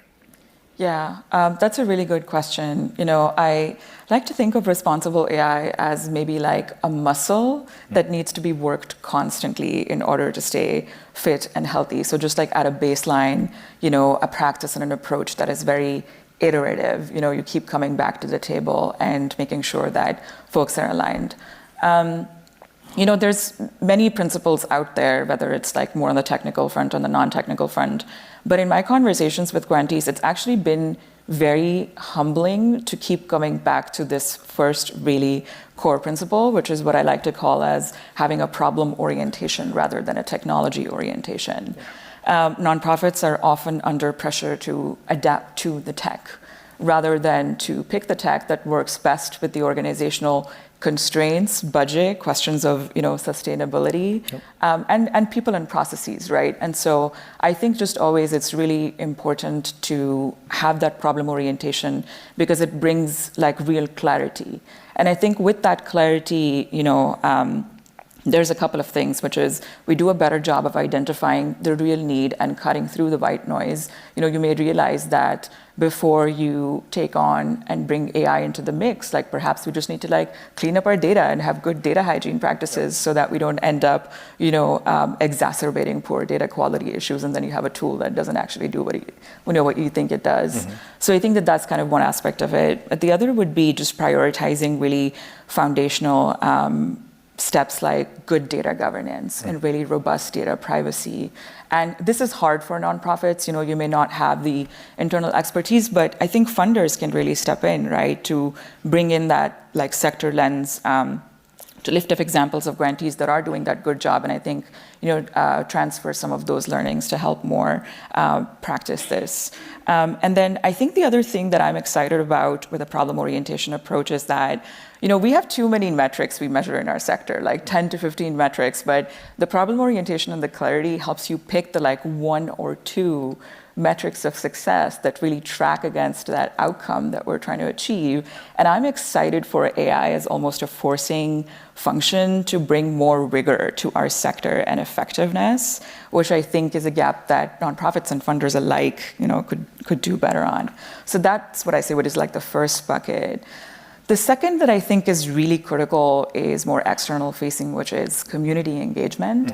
But what I mean by this is kind of full circle community engagement rather than like a point in time interaction, right? And so whether it's involving community voices from day 0 to testing with users, to kind of like a phased rollout and implementation plan in order to make sure that things are actually accurate, reliable, as well as talking to communities openly to share, here's what's working, right? And here's our area of growth, and here's what we're struggling with, and getting that feedback, because ultimately that kind of open communication is what builds the trust that ultimately leads to greater adoption. Because you could have the shiniest tool, but if people don't trust it and they don't understand it, then you're not gonna have the uptake that you're looking for. So just kind of in summary, responsible AI is not just about the tech, right? But it's about the people, the process, as we talked about, to actually, have that like trustworthy AI.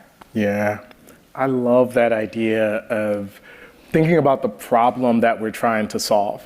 And I think what we encounter so often is that many of these nonprofits have been doing this work in community for years, some decades, right? It's the technology that's new. These are old problems. And so if we really zero in on those problems, sometimes they're data questions, they're governance questions, they're things that aren't AI, right? How do we get there and then sort of focus our efforts on the right things? So I love that. I also love this idea of continuing to be in community. One thing that we saw with many of our accelerator participants is as they went back to the communities who have already, have some awareness of the problems they're trying to solve, and they got that feedback, that enabled them to accelerate in real ways, right? Because they were able to bounce those ideas and challenges that you mentioned off those same groups.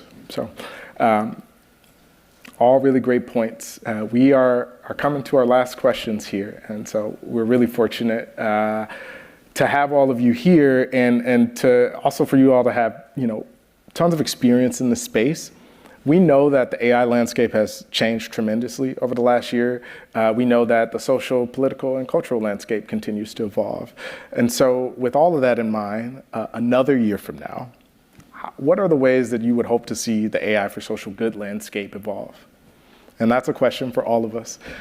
And we'll start with whoever has an idea first. Yeah, I'm happy to jump in first. I have a long list, a long Christmas list of things I'd want for next year. But to not take up too much time, I think there are two things that are worth highlighting. The first is, how do we influence these frontier models, including Google, to start focusing on the folks that we care about more directly in their products? I think that there's energy to do so and folks that want to do it, but there isn't clear demand signals about what would be most helpful for us to say, like, how do you actually shift the main Gemini models, the main Claude models, to take in the right pieces of information, to build out the right tooling that would be helpful for the builders in the space. And like, honestly, I don't have the right answers. I think you all in the room do. And so would love to have a hallway conversation or a phone call to talk more about like what's on your wish list there. And the second is just continued experimentation, right? I think that like what we're seeing on the stages here is cutting edge. It really is really cool.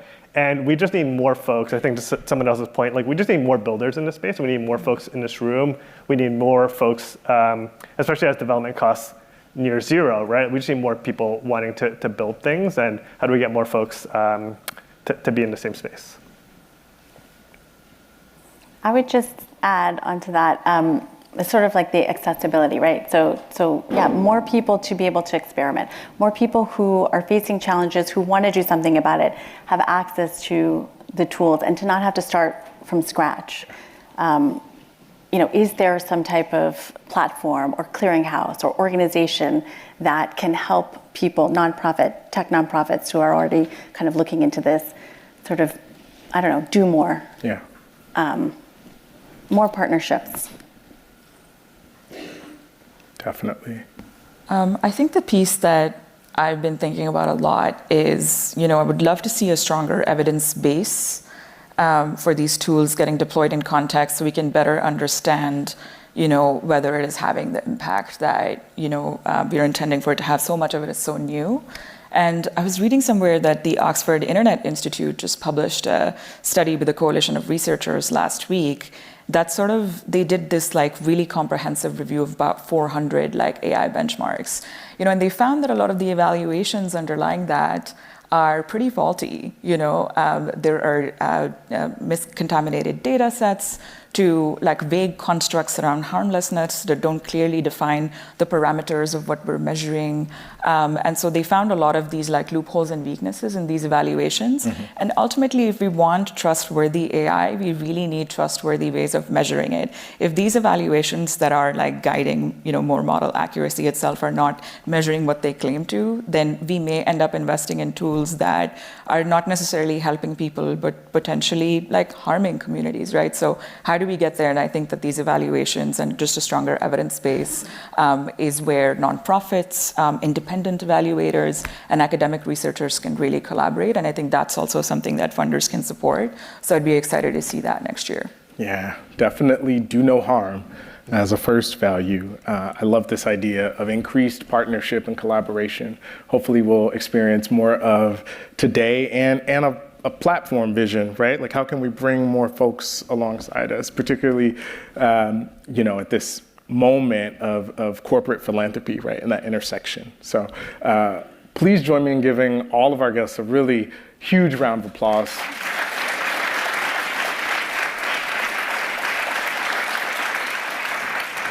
We really appreciate you joining us, and we look forward to hearing from the next 10 organizations who will be joining us on stage shortly. Thank you all. Thank you. Thank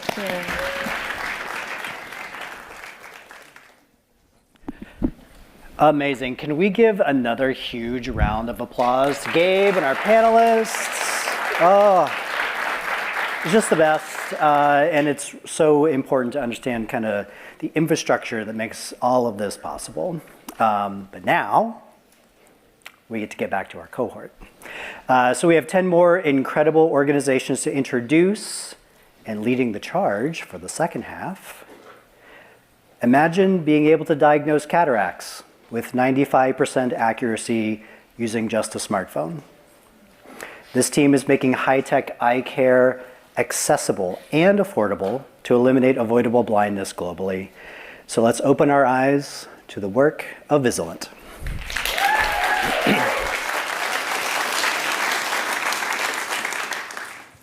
Thank you, Aaron. Hello, everyone. My name is Jordan Schuff, and I'm the director of Vizilant, where we're a nonprofit using AI to eliminate avoidable blindness. Losing your vision is devastating. I want everyone to close your eyes for a minute and experience the world without your sight. Imagine coming to work today, the challenges of doing your job so you can provide for your family. When you go home, imagine not being able to see your family, your children's faces, not being able to watch them grow up. Now open your eyes. This is not hypothetical. This is the reality for 1 billion people who live with vision loss. Vision loss that is curable if we can get them access to eye care. Globally, there are 100,000 patients for every one eye doctor. Eye doctors simply can't screen all of the patients who need care.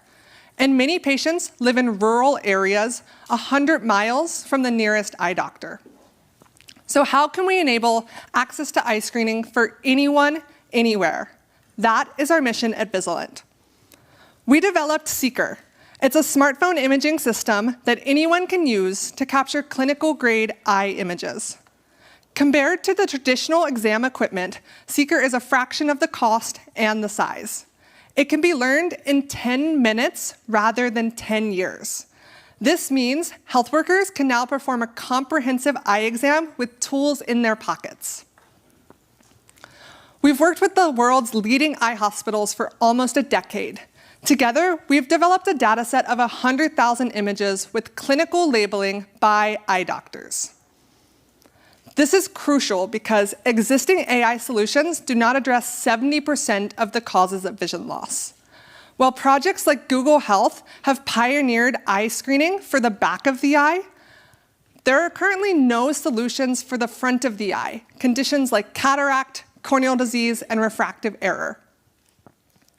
Vizilant's AI now detects these leading causes of blindness with over 95% accuracy. Our AI can run offline directly on the phone to identify a patient's eye problem within seconds. Through the Google GenAI Accelerator, we are now combining Vizilant's computer vision models with Google Health's models to assess multimodal inputs.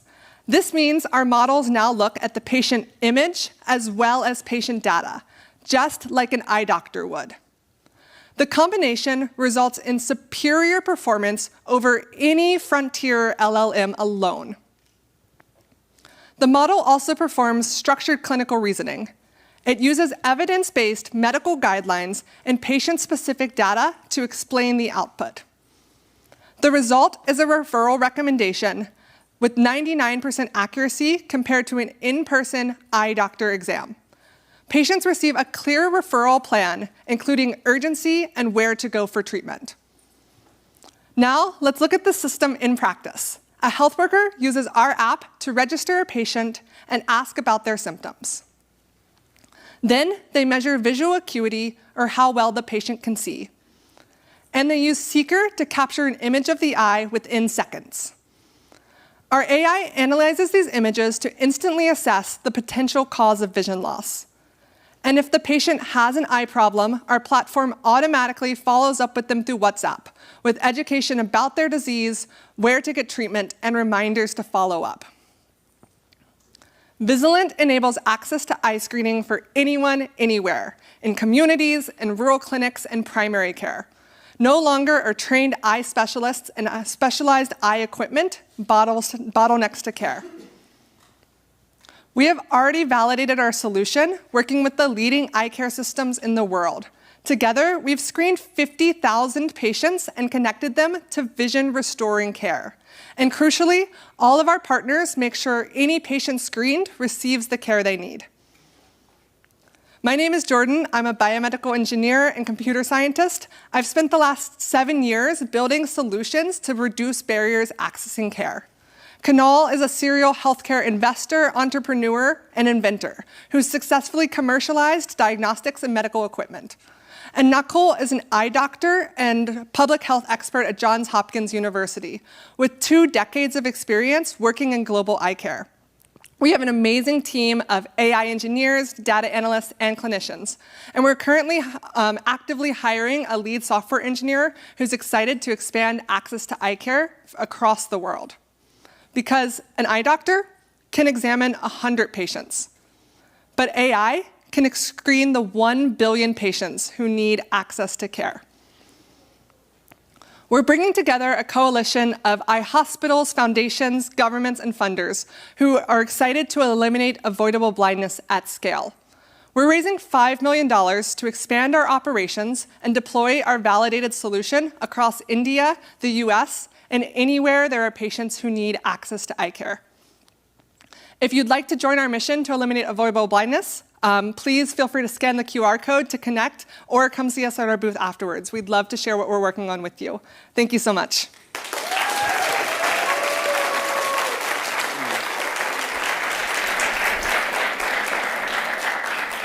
Incredible. Identifying a high-risk pregnancy early can be the difference between life and death. Having already trained 500,000 health workers and supported 71 million women across India, this organization is now empowering that network with an on-demand AI clinical assistant. And here to share their vision, please welcome Arman.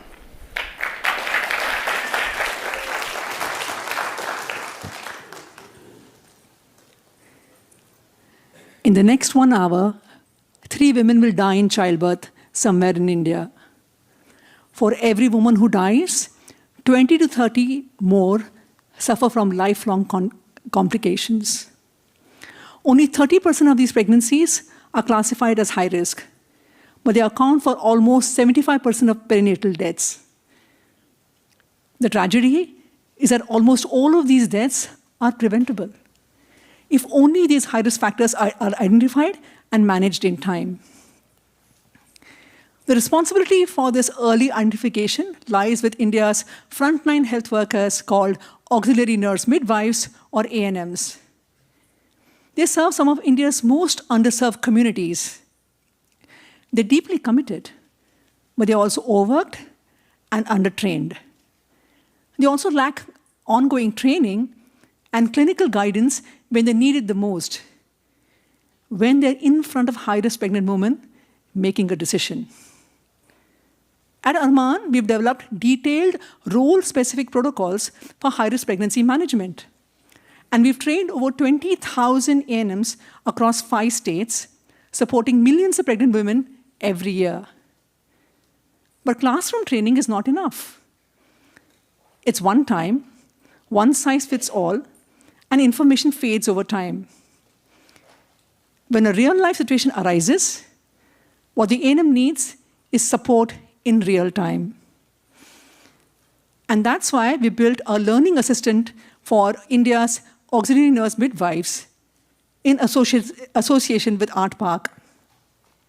It's a WhatsApp-based, generative AI-powered learning companion designed specifically for our frontline health workers. The ANMs can ask any question in their own words, either by typing or using voice, and receive instant, simple, clinically accurate responses, all drawn from our verified protocols. If the query is out of scope or unclear, or the ANM is not satisfied with the answer, the query can get escalated to a medical expert. This human-in-the-loop system ensures that safety and accuracy is never compromised. And most importantly, we've developed this chatbot along with the ANMs. Through community-centered research across languages and geographies, we've understood how they learn and recall information. And that's why the responses are crisp and actionable in their own language, but the medical terms and numbers are in English because that's how they learn to recognize them. And because the ANMs understand WhatsApp and use it regularly, the good thing is that it's real-time support that's woven into their everyday workflow, and they don't have any new app to learn or no new burden. With the help of Google.org, this chatbot is available now in 3 Indian languages, Hindi, Marathi, and Telugu. And we've scaled it up to almost 2,000 A&Ms across 7 districts, 2 of which have some of the worst maternal health indicators in India. In the next 3 to 6 months, it will be available to almost 10,000 A&Ms. Over 70% of the A&Ms who have access to the chatbot have asked a real clinical question in the last 6 months. The chatbot has actually handled over 25,000 questions. Over 98% of the questions have received positive feedback from the A&Ms. And over 97% of the responses have been verified as clinically appropriate by medical experts. And we reduced the model latency from 30 seconds to 10 seconds. And this has led to increased user satisfaction and engagement. Let's look at some of the questions that the A&Ms have asked us. My patient is allergic to iron tablets, but her hemoglobin is 6.8. What do I do? My pregnant woman is 3 months pregnant, but she's got bleeding and abdominal pain. What do I do?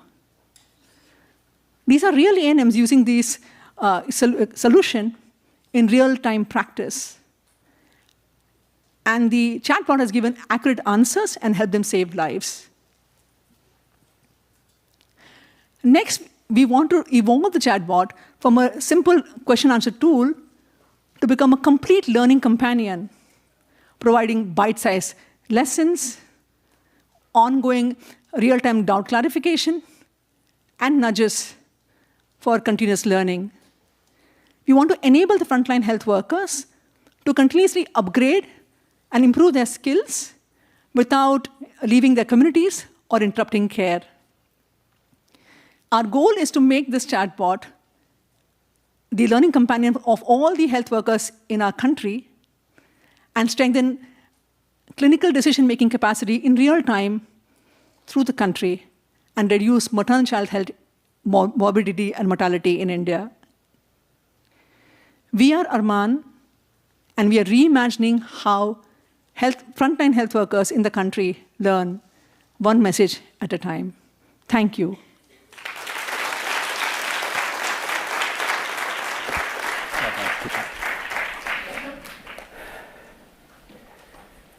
The world is facing a massive shortage of mental health care professionals, and traditional training just can't keep up.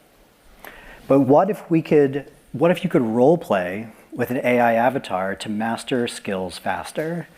Scaling quality healthcare like never before, please welcome Ceda Global.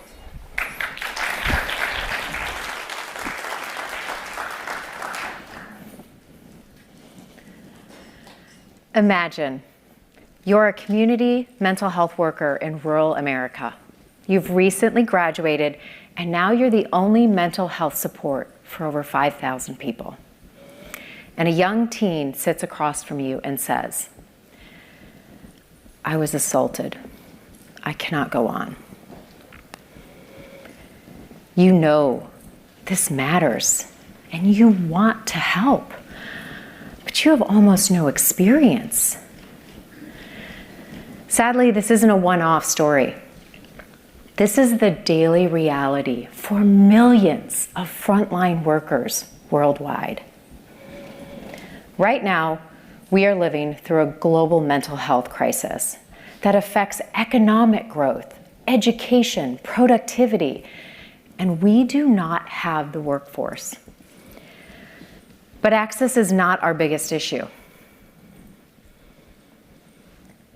Over 90% of care delivered is not evidence-based.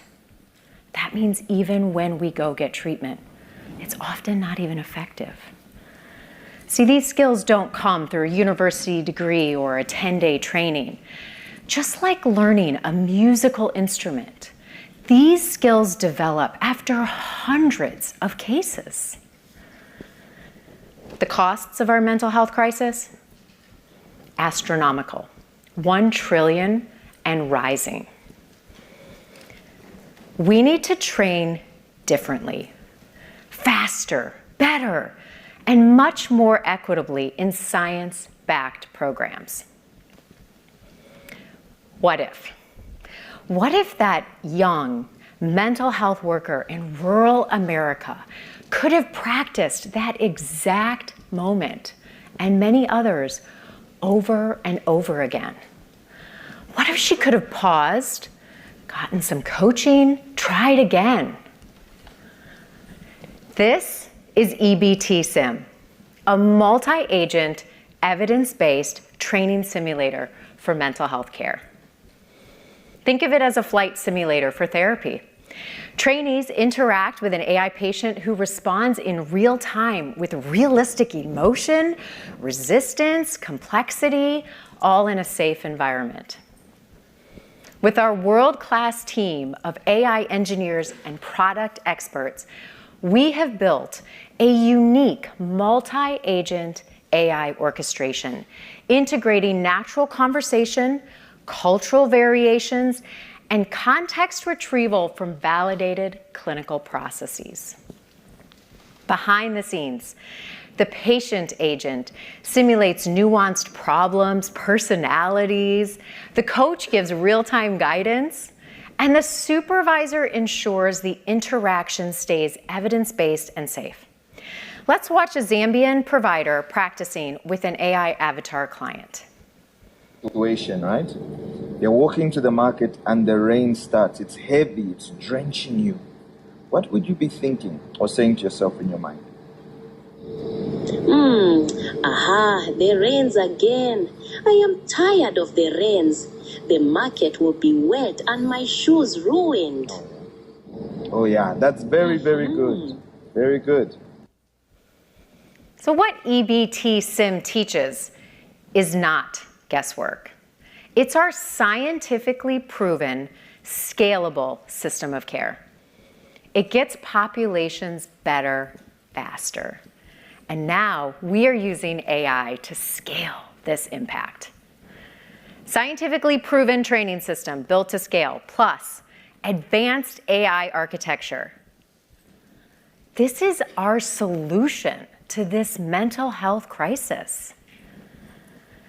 We are poised to train over 250,000 providers by 2030, transforming over 15 million lives. We're scaling what we already know works with global partnerships we have.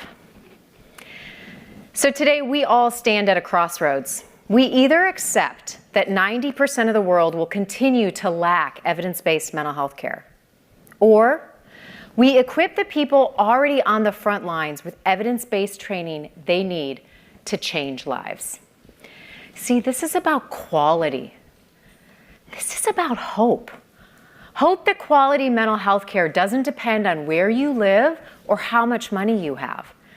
Hope that we can shift the tide of this global mental health crisis. We are looking for mission-driven partners so that we can accelerate training the world's mental health workforce together, building hope, economic growth, and health. We're Ceda Global. Please scan the QR code to get in contact and come see us at our booth. Thank you so much.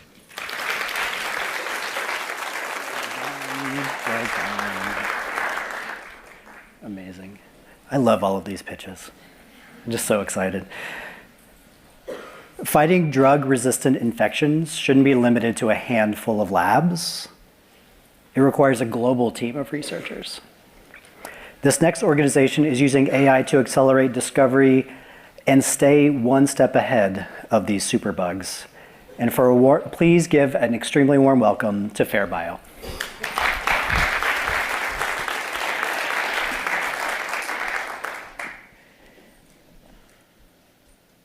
So clearly, we've all lived through a global pandemic together.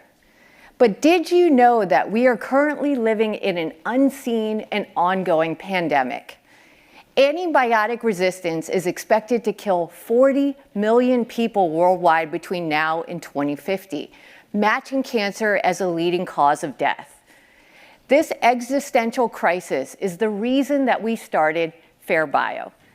I'm Akila Kosaraju. I'm the CEO of FairBio, and we are using generative AI to design and develop the next generation of antibiotics to outpace this rapid emergence of antimicrobial resistance. And we think of this as a literal race against resistance. It takes less than 6 years for a bacteria to develop resistance to an antibiotic, yet it takes 13 years to develop a novel antibiotic. And moreover, the antibiotics that we've been developing are existing mechanisms of action, recapitulating antibiotic resistance and exacerbating the crisis. With AI, we can develop novel antibiotics in shorter time frames. And our goal at FairBio is to develop 15 novel classes of antibiotics by 2030. And as we've undertaken this ambitious goal, it's clear that we can't do this work alone. This will require a global movement of researchers who are training their own models to generate their own antibiotics. Currently, there are only 3,000 researchers worldwide working on antibiotics. And thanks to Google.org, we are now democratizing access to this extraordinary technology to galvanize the next generation of antibiotic researchers. So why, you may be asking, are we using generative AI to design novel antibiotics? Very briefly, with generative AI, we have the creativity of de novo design that enables us to get to those novel classes, while at the same time, we constrain our models with drug-like parameters to ensure that these are actually administrable drugs down the road. And this is powered by a data lake that we think of as the most comprehensive data set across antibiotics that's standardized and optimized for regulatory approval. And now with Google, we are lowering the barrier to entry to this data and to our models. So again, we can create this global positive ripple effect. So I'm thrilled to introduce today the first ever AI agent for antibiotic discovery. Let's see how this works. So I'd like you to meet Ada. This is our antibiotic discovery agent. And I'm, let's say, a researcher interested in MRSA. So I start drawing this compound here, which for those of you who have backgrounds in chemistry, you may start to recognize this as a beta-lactam. This is a class that includes penicillin, very common antibiotic. And I start to query Ada about the characteristics of this drug. Can you tell me a little bit about its solubility, about its potential toxicity and efficacy? And Ada is already telling me some really interesting things about this compound. It is orally bioavailable. And I actually want to dive in a bit deeper. Could it have efficacy against MRSA, one of the most drug-resistant pathogens? It turns out it does. It has 75% efficacy. That's pretty good. How about kidney toxicity? It's now telling me that it has about 22% kidney tox. That's reasonable. We can accept that. And finally, I want to know, is this a novel compound or something that exists? And it's finally telling me that this is actually an existing antibiotic class. That's okay. We'll go back to the drawing board, but we just learned something extraordinary from just the sketch of a compound. We went from a very preliminary idea of what we were looking for to deep insights that I can carry forward into my own drug discovery and development. And I think this is not just the future of antibiotics. This will most definitely enable us to galvanize that next generation of researchers and really properly address the antibiotic challenge. But I think if I were to make a prediction, I think that this is the future of AI for drug discovery. Pairing the breadth of LLMs and these extraordinary foundational models with domain-specific property prediction tools to really power breadth and resolution to really lead to the next generation of therapeutics and ultimately to save patients' lives. And so we ask you, if you're interested in playing around with our tool, to come to our booth and also compete in a friendly molecular design competition. See if you can beat our team that does have some backgrounds in chemistry and microbiology and really get those competitive juices going. Thank you so much.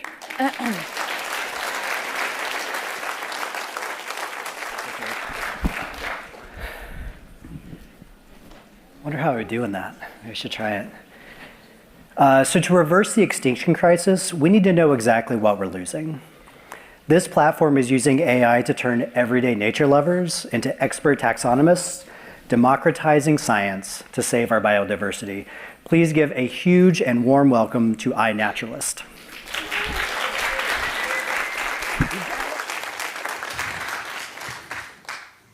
All right. We are going to start with a little moment of Zen. I want everyone to think about one of the little bits of nature you saw this morning. Maybe it was something like this California buckwheat or the greater yellowlegs, both of which have been observed within a mile of this campus within the last year. Or maybe it was the little monarch caterpillar that actually I have seen both days on my way from the hotel over to this campus. And think about which of those really brings you joy. Unfortunately, by the end of this century, scientists project that we will lose 1 in 3 species known on Earth. This is due to climate change accelerating habitat destruction and other forces that catalyze each other. In order to solve this problem, we need comprehensive, reliable information. And since 2008, iNaturalist and our community of users has been building scalable technology to protect this nature. And it now serves as the core infrastructure for biodiversity data. More than 7,000 scientific papers have been published using iNaturalist data, and countless on-the-ground conservation projects are leveraging our tools. This radically simple concept works. By putting the tools of conservation into the pockets of anyone with a smartphone, we've enrolled more than 6 million people as account holders on iNaturalist, and more than 400,000 people contribute data to iNaturalist every month. More than 300 million observations, each of these points is an observation of nature, have been shared with iNaturalist, and we've seen 20% year-over-year growth since 2020, when nature was really the only show in town. You all remember that. In order to turn all of these moments of noticing nature, these little bits of joy, into data that can be used by scientists and conservations, we need to not just share the pictures, but actually to have community members verify them, to say, yes, I agree, or to help improve that identification. And we're discovering that as so many people who maybe went outside with their eyes open for the first time in 2020, have started and stuck with iNaturalist, we're finding that there are many, many observations, but we're not seeing as many people adding identifications to each other's observations. This is creating a backlog of data that could be helping us protect nature because it doesn't have that verification. This trend isn't unique to iNaturalist. We've seen a steep recent decline in the number of natural history degrees that are conferred at all levels. And we're also seeing a drop in additions to museum collections, which is where biodiversity information was historically stored. But you don't have to work in a museum or be a professor in order to be an expert about nature. The expertise that we need to verify all of these observations already exists. It's everywhere on iNaturalist. So maybe that monarch caterpillar that I identified, somebody left a comment sharing more ideas about what it might be. These comments reflect deep expertise that we can gather together and serve up just in time to help other people identify information. So this is Naufal. He's a young man in Indonesia who had a ton of pictures of the natural world that he wanted to figure out what they were. So he joined iNaturalist a few years ago now, and started interacting with other people on the platform to figure out what they were. And he's now our #1 spider identifier in all of Southeast Asia. So if you have any questions about spiders, he's your guy, not me. And he has started bringing his community together to add observations and to help them make more identifications. So how do we scale not just our observations, but this expertise? We want to move faster than even Naufal can, person by person, and really leverage the technology that we have. We've seen that people just need a little spark to start identifying each other's observations. And with the generous support of the Google Accelerator and our amazing squad mates, our team at iNaturalist, led by engineer Sylvain Marin, have built a way to surface and synthesize this rich body of expertise that is just waiting for us within iNaturalist. We imagine that as we continue to build trust with our community, who have entrusted us with their comments, their words, and their knowledge, that we'll be able to serve up this expertise just in time as someone's choosing the identification using our computer vision tool. Or perhaps we can offer them a photo tip to recommend that you turn the leaf over and get the other side, or a better picture of the antenna on that monarch butterfly, so that we can continue to improve the data that we have. This will help us reach our ambitious goal of connecting 100 million people to nature by 2030 in order to catalog most of the world's known species. And we know that most of the growth that we need to do is in the global south, so being able to leverage lightweight technologies will help us move even faster. We would love your help with all of this. If you have ideas about how we can expand into the global south in ways that really support the communities and make sure they have access to their data, or if you'd like to help us help fund the next scale of iNaturalist, we would love to talk to you at our booth. You can visit us, our demo online. Thank you.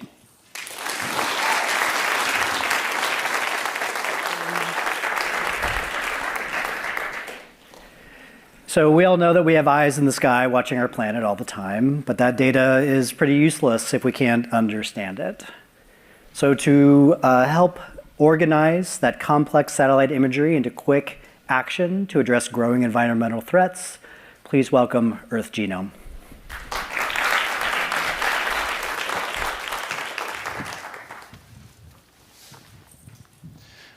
Hi, everybody. It is great to be here. My name is Ben Strong, and I'm the Science and Machine Learning Lead at Earth Genome. Our mission is to advance sustainability and conservation through effective use of environmental data. One of our first projects was Amazon Mining Watch, now an ongoing collaboration with the Pulitzer Center and Amazon Conservation. The Amazon is frequently referred to as the lungs of our planet due to its outsized role in regulating our climate.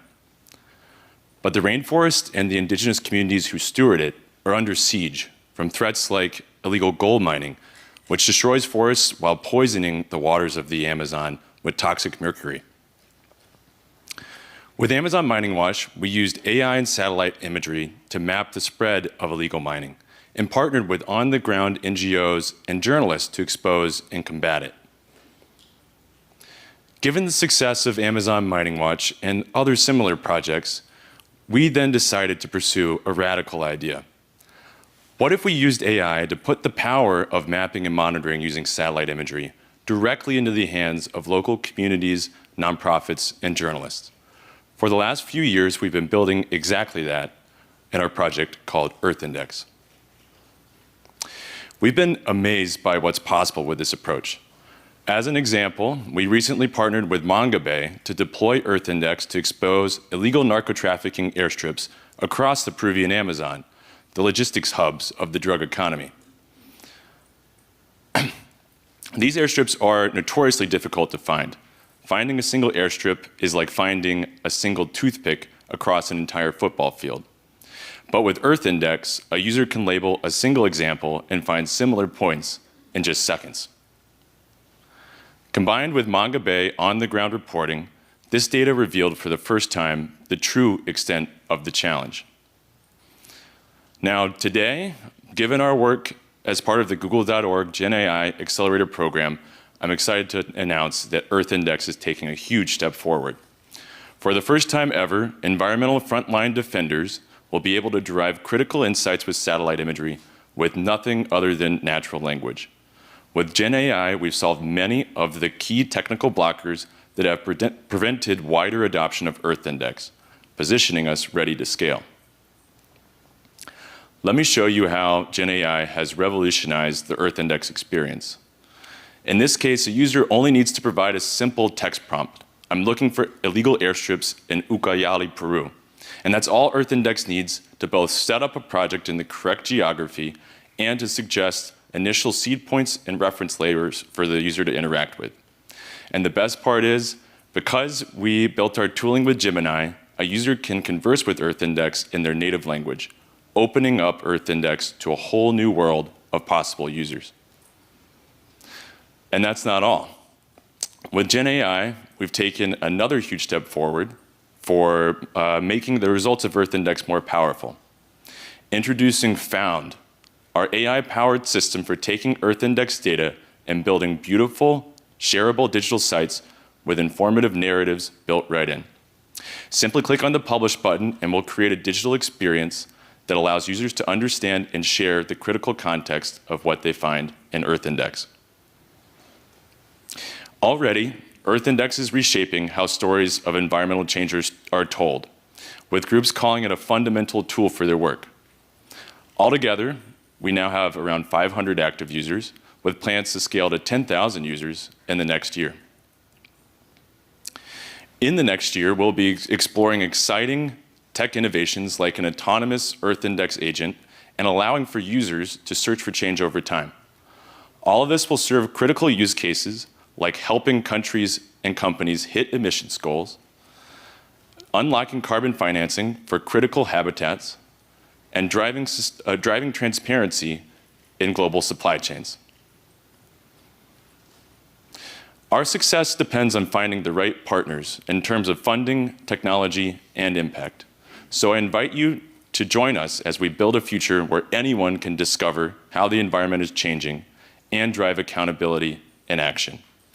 So the next time a journalist in Africa or a leader in the Amazon asks what's happening to their land, they won't need to ask a team of machine learning experts. They'll just ask Earth Index. Thank you.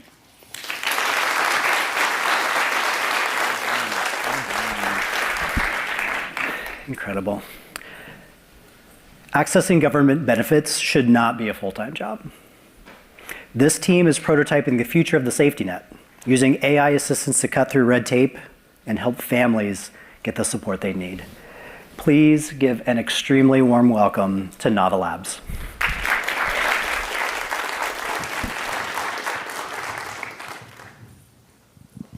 Right now, across California, over 4 out of 10 families with children will need help putting food on the table today. And in Riverside County, one of our largest counties, the number climbs up to 6 in 10. Hi, everyone. I'm Genevieve Godet, Director of Nava Labs, and I'm here to tell you about how we're using AI to support the folks on the front lines of connecting families to resources. Riverside, like many counties across the country, has a no wrong door approach to benefits.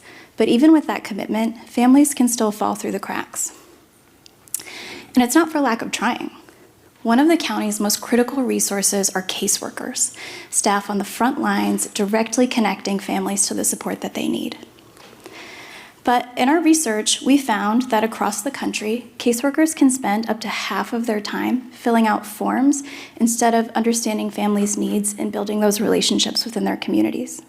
And for many families, those forms and requirements are simply too much, and they'll abandon the process. And in Riverside, up to 1/3 of families might face what we call procedural denials. That means they're missing a form or paperwork or some important information. But this isn't just a Riverside problem. This is everywhere. In 2022, American families left $228 billion on the table in unclaimed food support, housing subsidies, access to health care. And in 2025, that crisis is accelerating. Recent legislation has expanded work requirements and added administrative complexity, and the Congressional Budget Office estimates that 3 to 5 million more people could lose benefits every month as this situation continues. We urgently need a way to help caseworkers keep families and children fed without sacrificing the quality of their work. So, with the support of the Google.org Accelerator, we partnered with Riverside County's Children and Families Commission and Amplify to build something that could help. We created a form-filling agentic assistant that transforms the most time-consuming part of a caseworker's job. Here, we see the caseworker kicking off the agent by asking it to help a client apply for WIC. The information in this case is coming from a case management system, but this could be from an intake or even a phone call. Along the left here, the agent is reporting back to the caseworker all of the reasoning and choices it's making as it's filling out the form, and creating a summary for the caseworker with important notes for their review so that when they go in, they know exactly what to prioritize. The caseworker can take control at any moment in this process, which we'll see them do in just a moment, whenever they're ready to take a look and submit. We're already getting excellent feedback from caseworkers that this is helping them to use their time better and amplify their expertise rather than replace it. Our team is on the cutting edge of safe AI deployment in governments. We're built on Google Cloud Platform with LLMs through Vertex AI, and we're working with Cloudflare's Verified Bots program, ensuring continued trusted access to government systems. Our goal here is that families only need to tell their story once, and caseworkers can focus on helping them navigate that system. Our early pilot results show that 91% of staff prefer the agentic tool to their existing workflow. And over the next few months, we're excited to continue our work to incorporate the agent into their existing Amplify tools, work with more ambient inputs like listening during a phone call, and even filling out multiple applications at once. But forms aren't the only source of burden in benefits. The Form Filling Assistant is the latest innovation in our comprehensive caseworker empowerment toolkit that we've been building with organizations and caseworkers across the country, all focused on giving caseworkers time back to connect with families and navigate the system on their behalf. But in the world of benefits, a vision alone isn't enough. You need a team that can execute in the real world of government, and that's what Nava brings. We know government, we know benefits, and we're here for the long haul. We're a public benefit corporation with over 600 experts who have spent the last 10 years modernizing complex government systems. Through CMS, the VA, Medicare, and WIC, we've already served over 50 million households, and agencies trust us because we understand how government actually works. And with that foundation in place, we're ready to scale. We're seeking two types of partners. First, funders. To move from hundreds of families to millions, we're seeking $5 to $7 million over the next 2 years to enable caseworkers nationwide. We're also looking for agencies and direct service organizations who are excited to pilot and integrate safe, open source AI tools to transform benefits access. Right now, back in Riverside, 6 out of 10 families need help, and caseworkers want to help them. We're giving them the time back to do it. That's how we unlock $228 billion for American families, by helping navigators support families in their communities to navigate and unlock the benefits they need. That's the future we're building at Nava Labs. I hope you'll visit our booth, and I hope you'll join us in this work. Thank you.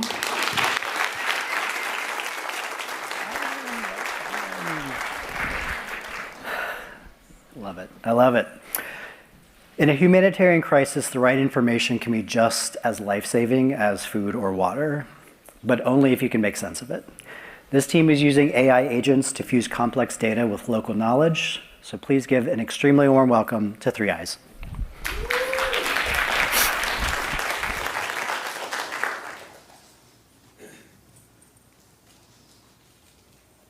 Al lado de nosotros hay un arroyo pequeño. Entonces, con tanta lluvia que había, fuerte tormenta, el arroyo saltó sobre todas las casas, se inundaron. Sentí como que, porque vi a mi familia todo ahí dentro del agua, todo, las comidas, las ropas estaban sucias, la casa, como es de barro y yotojoro, ahí entra la lluvia. In every disaster, the true first responders are the communities themselves, the people on the ground like Jemima. You just heard her story. As a child, a hurricane devastated her village. This is something her ancestors never faced. Her village's isolation means external help is delayed or absent, leaving her community to respond with what they have. This is a global reality. As increasing climate threats expose more people worldwide, humanitarian funding is shrinking, covering only 1/4 of what is needed. Communities are always the first line of defense, but without the right tools, their resilience is tested to the limit. We must equip them to anticipate, not just react. My name is Jeffrey Villaveses. I'm Regional Director for Latin America and 3 Eyes, and that is why we built ARIMS. ARIMS is an agentic risk and environmental management system, a personal trainer for resilience, directed right over what's up, always available without barriers. This is not just theory. This is our 7th system on what's up, proven in the field. Long before a storm cloud appears, ARIMS sends simple interactive lessons to people like Jemima. It teaches her to map risks in her community and create a personalized preparedness plan. In a world of shrinking aid, ARIMS turns vulnerable individuals into responders, equipping them with knowledge to protect themselves and their families, saving lives before disaster hits. This is scalable globally, from the deserts of Colombia to the floodplains of Nigeria. You can see here in our demo, users get bite-sized interactive lessons and maps via text or voice, customized to their location and risks. For Jemima, it might teach flood mapping or access to services, all in her native language. When a threat emerges, it is simple. She sends a voice note, speaking naturally. The water is rising. No typing needed. Our AI agents instantly analyze her voice, context, and location. They adapt in real time, pulling from local guidelines to help her. Secure your roof now. Move to higher ground. Alert neighbors. It is multimodal. Voice, text, even images for risk assessment. And it connects to aid networks. Real-time data flows to workers, so resources go exactly where they are needed, and they're not wasted. Powered by GenAI, it is always learning, empowering users like Jemima to be the hero, saving her life, that of her family, and that of her community. Globally, this means turning silence into swift, life-saving action for the 300,000 people that we are targeting. Today, with ARIMS, Jemima is not a victim waiting for rescue. She is a first responder. She takes charge, using WhatsApp to get instant guidance tailored to her world. 3 Eyes is building on solid foundations. ARIMS builds on 15 years of field experience by 3 Eyes. With Google GenAI Accelerator, we've been able to scale fast. We are soon to be live in Colombia, Nigeria, and the Amazon region. World Vision, a leading humanitarian partner, is giving us the needs requirements to adapt ARIMS. Thanks to Google.org, we now have 3 new projects since June. We're asking for partners and donors to bridge gaps, especially in internet connectivity and funding to bring technology to those who need it most. Let us work with Jemima to make her and communities like hers empowered first responders to disasters globally. Mucho utilizar la herramienta para aportarlo más en mi comunidad. Thank you. I hope to see you in our booth. Thank you so much. Wonderful. Poverty is hard enough. Getting help shouldn't be. This next organization is using AI to eliminate the unnecessary paperwork that keeps people from getting the help that they need. So please welcome 1 Degree.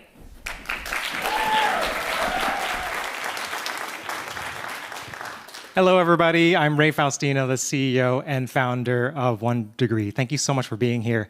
1 Degree exists to help low-income families like mine navigate the social safety net.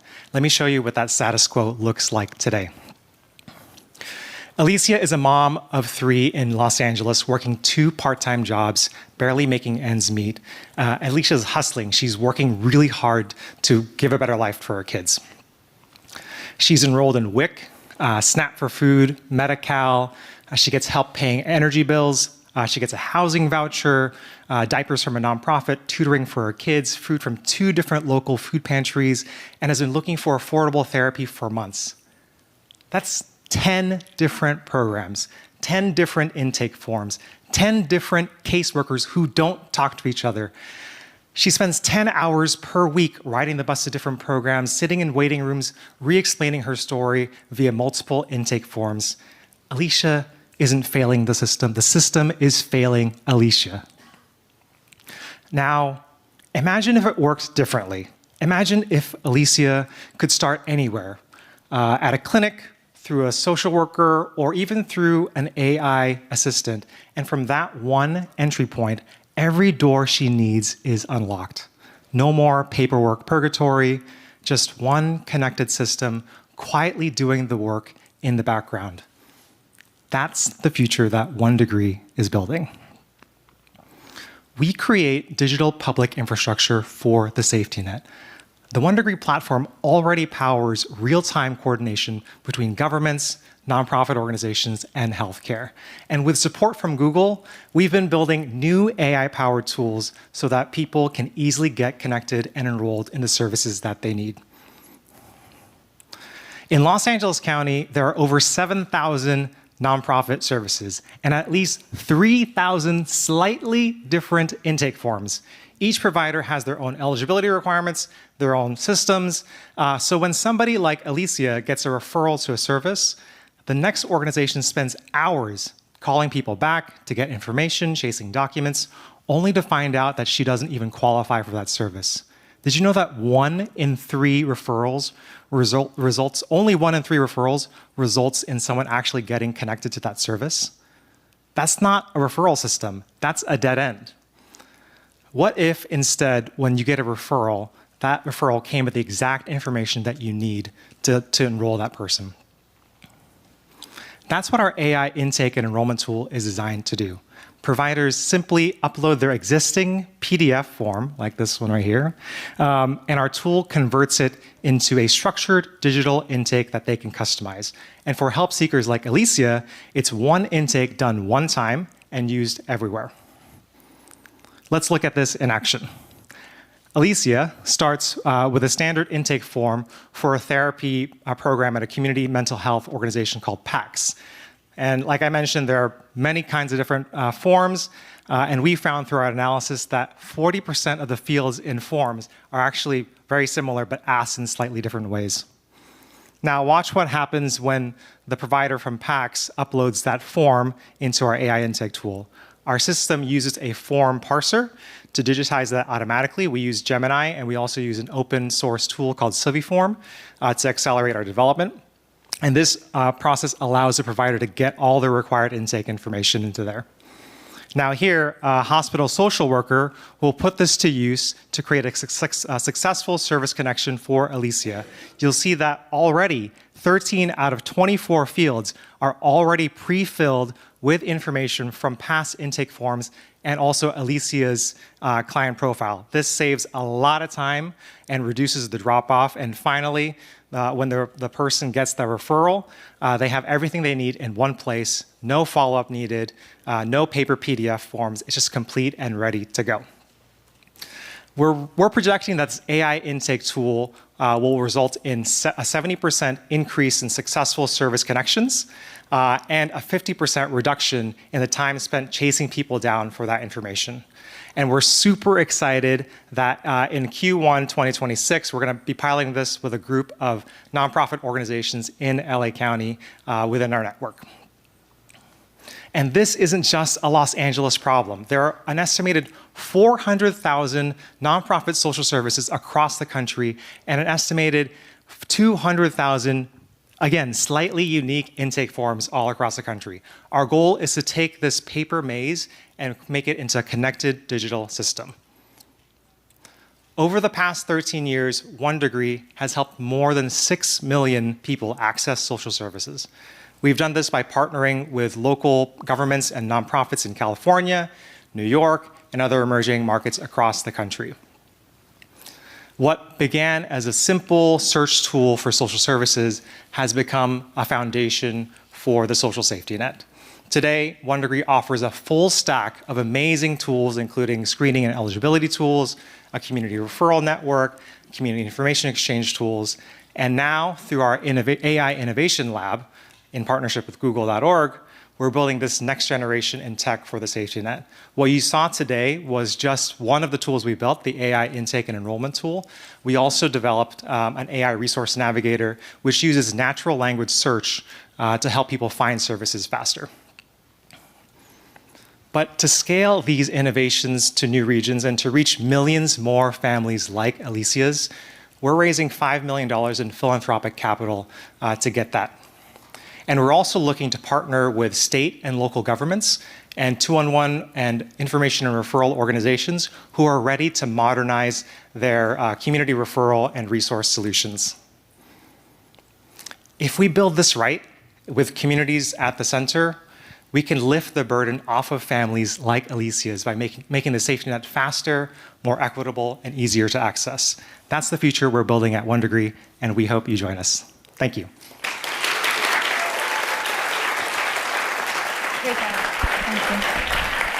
All right, are you ready for our last presenter today, our last organization? Yeah? Okay, great. Well, this next team is accelerating local innovation through shared best practices. Their solution empowers public servants across Latin America with the GenAI portal to drive efficiency and foster cities of opportunity. So please welcome REAL, the Local Innovation Network.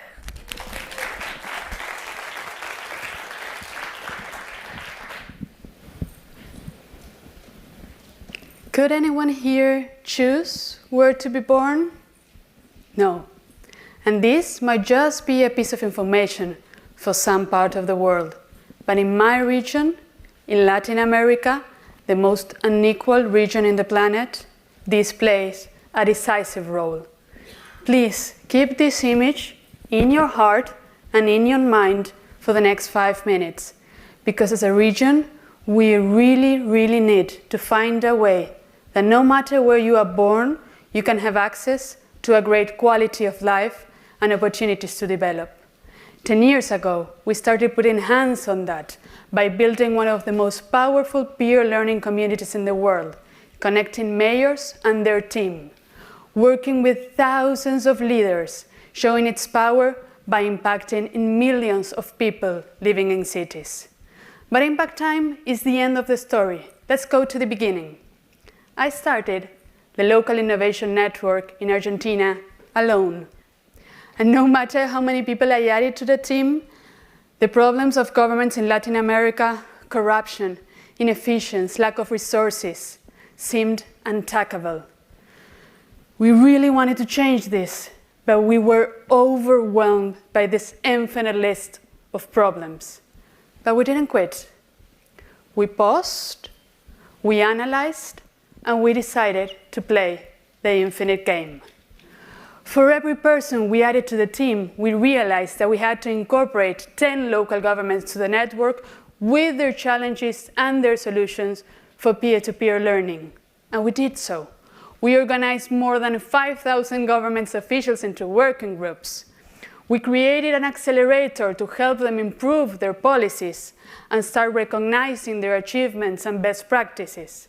We created a language, the language of mayors, and finally, created a platform to share all these learnings, Portal. Without knowing it, we were on the right track and ready to take off. But something was missing. All that knowledge was waiting for the right technology. And then AI entered the game. And with the GenAI Accelerator, Portal became intelligent. All the thousands of peers' conversations, of the hundreds of hours of learning exchanges, all the technical documents came alive. Portal is the priority management tool for mayors where they can find collective intelligence. Train with AI helps mayors in the design of the public policy, drawing lessons from best practices. It is also a tool for planning, and it would be for budgeting. And it's the tool that allows public officials not to center in the what, the knowledge, but in the how, in impact and implementation. And as a region, we are desperate for that. But above all, Portal is for so many people in all of the corners in Latin America a way to enter the era of AI. And we are the organization that want to guide mayors and their team to cross this entrance door. So once again, we face a new challenge: how to guide all the people working in the 18,000 local governments in the region. Luckily, I'm not alone anymore. It's me, an amazing team, 100 members of great executors, a big community of LATAM mayors willing for experimentation, lots of knowledge. We have a very ambitious infinite game mindset, and now we have the right technology. And I can say that we have just taken off. Listen to this. In the last month, we launched the 10,000 AI Challenge.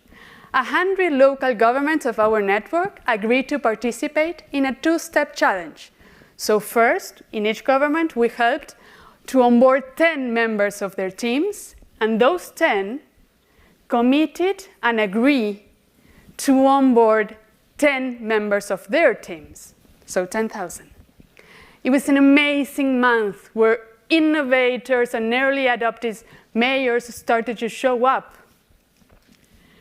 Maipú in Chile, San Miguel in Argentina, and even the mayor of Palmira got to onboard 600 members of his team to Portal.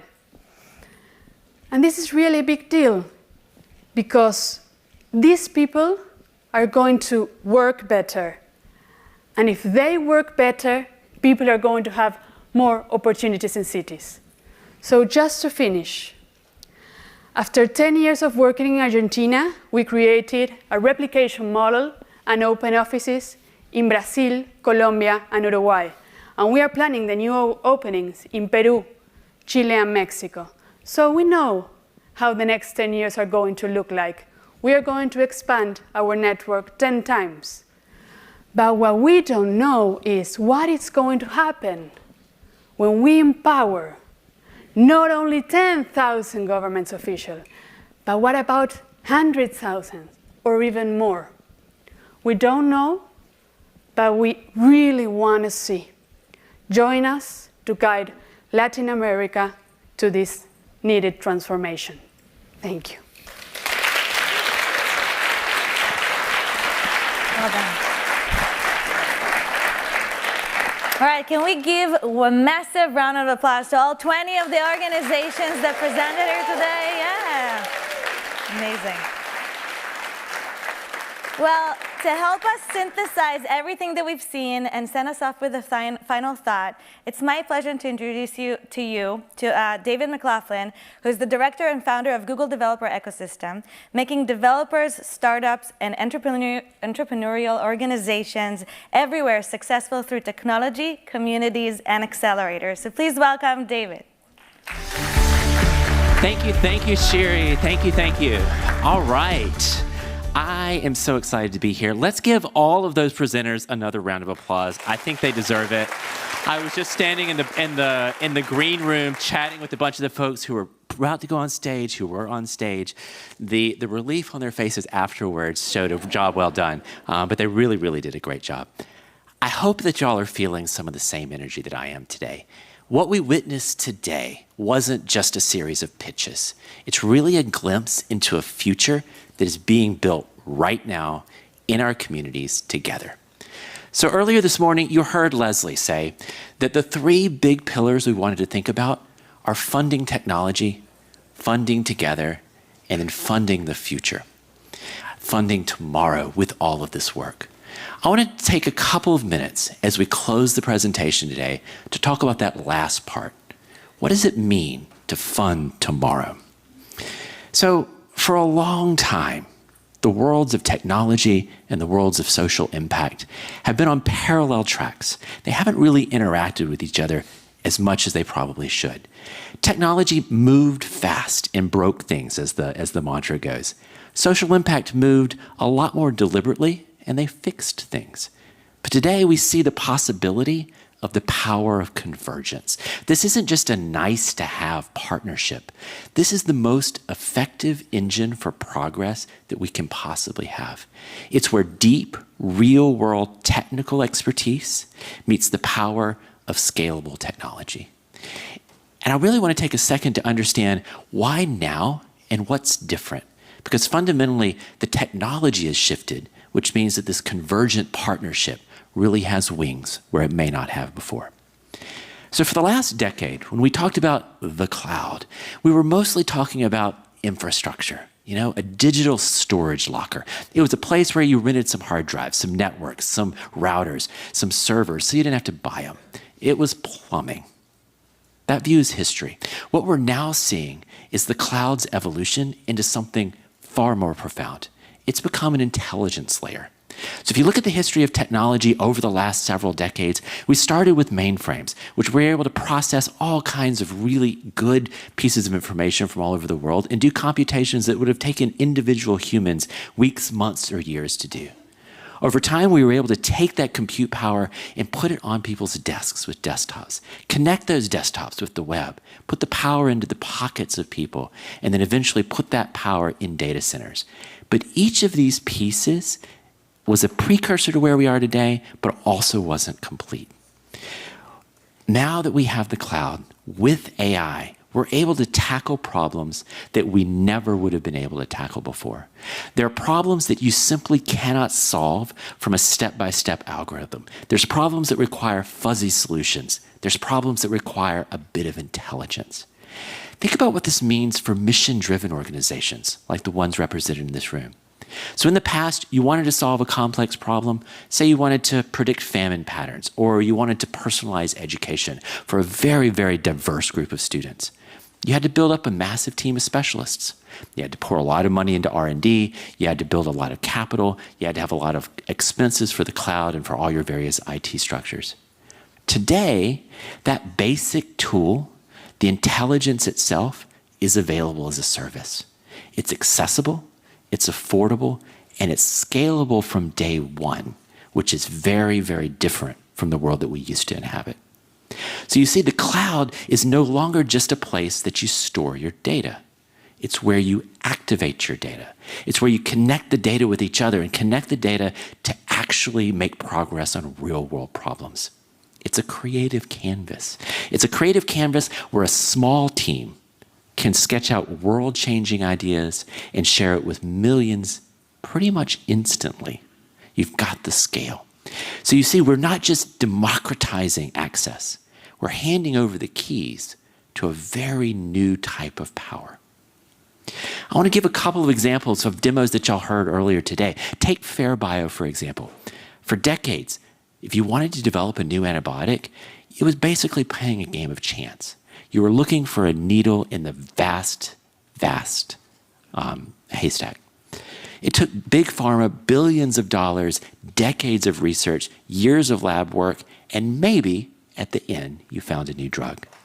FairBio is flipping this model. As you heard earlier, they're using AI not just to find new drug candidates, but they're using AI to create new drug candidates. They're designing new drug candidates. They're generating novel chemical structures that nature never created, and they're effectively dreaming up these potential cures for resistant bacteria. They're doing this open source, and they're democratizing the kind of scientific power that used to be locked inside the world's biggest corporations.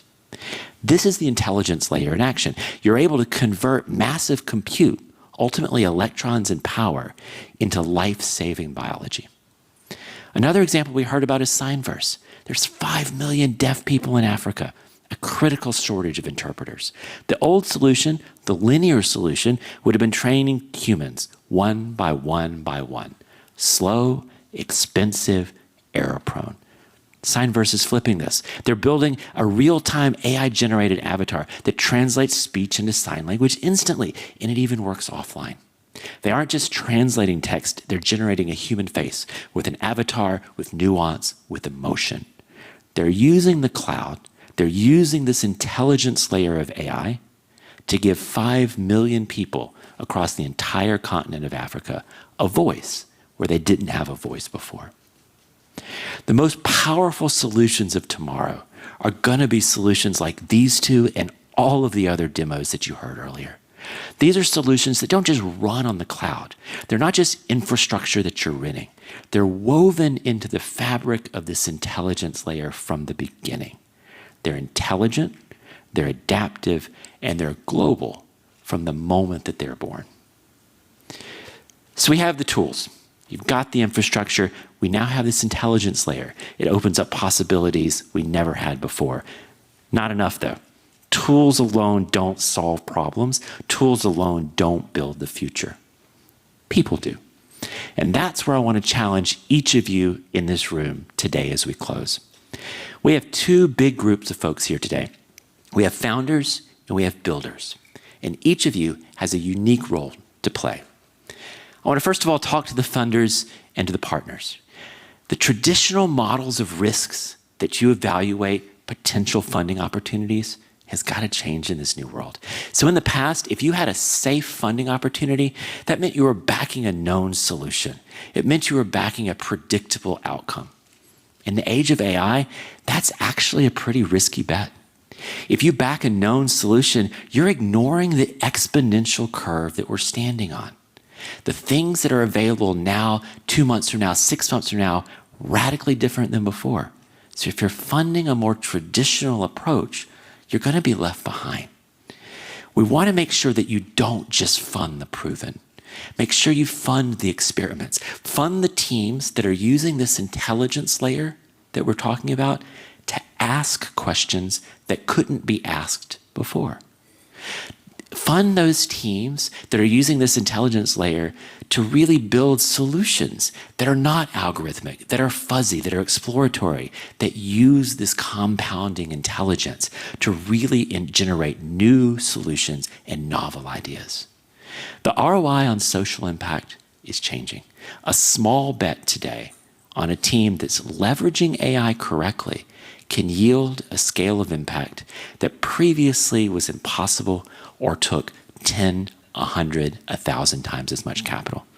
So I encourage you, if you're a funder in the audience today, be the capital that bridges the gap between a cool demo and a global solution. I also want to talk to the builders and the nonprofits in the room. My challenge to you, stop thinking like a pilot. Too often, I see social impact tech that's trapped in a lab mindset. You've got a cool idea. You make it work for 10 people. You make it work for 500 people, and you get stuck there. We have tools that let you get unstuck much faster. You need to build for the billionth user from day one. Don't just think incremental improvements to the status quo as it is.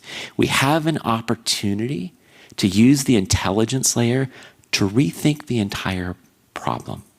Example, you want to educate students. Old world, maybe you digitized a whole bunch of textbooks and you put them on tablets. Cool. Rethink the problem. What if you build a tutor that knows every one of hundreds of million students individually? You know their skills, you know their learning paths, you know their preferences. Wouldn't that be a much more compelling solution? So I encourage you, the tech is ready. The question is, are your ambitions, is the scope of your vision big enough to use the tech? All right, the next great breakthrough, it's not going to happen in a lab here in Silicon Valley. It's not going to happen in some sealed off corridor somewhere in the bowels of Google. The next big breakthrough that's really going to change the world is going to come from the people in this room and people like you who have a deep-seated passion to solve the problem and know enough to be able to apply this new intelligence layer to solve this problem in a completely novel way. I want to remind you, the future isn't something that just happens, and it certainly doesn't just happen to us. It's a choice. It's a choice of how we proceed. We saw a whole bunch of demos earlier around what a brilliant and a hopeful future looks like. Now, I suggest let's all go fund it, let's build it, and let's make it happen. Thank you all for joining us today. Well done. Amazing. Let's give another round of applause for David. I have goosebumps after that. It was amazing. We're coming towards the end of our day. I'm curious, how many people noticed somebody over here to the side doing some sketching throughout the day? Anybody? Anybody notice? I see a few hands. Okay, amazing. Well, I am excited to direct your attention to Rio Holiday. She has been our graphic recorder. She has been drawing everything that we have been experiencing this entire morning. And her work is more than just art. It is a visual map of the impact that we've all witnessed.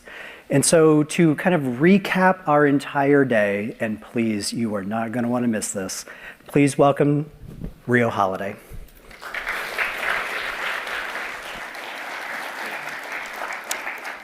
Good afternoon, everyone. Thrilled to be here. I am curious to see, just by a show of hands, how many folks are familiar with graphic recording? Okay, less than half. All right, so what I have been doing, and I am, oh, there we go, beautiful. What I've been doing is 3 things. I have been listening to everything that's been said. I have been synthesizing for key themes and quotes. And then the part that you actually see up behind me is that I've been documenting, using words and images, what has been happening throughout the day.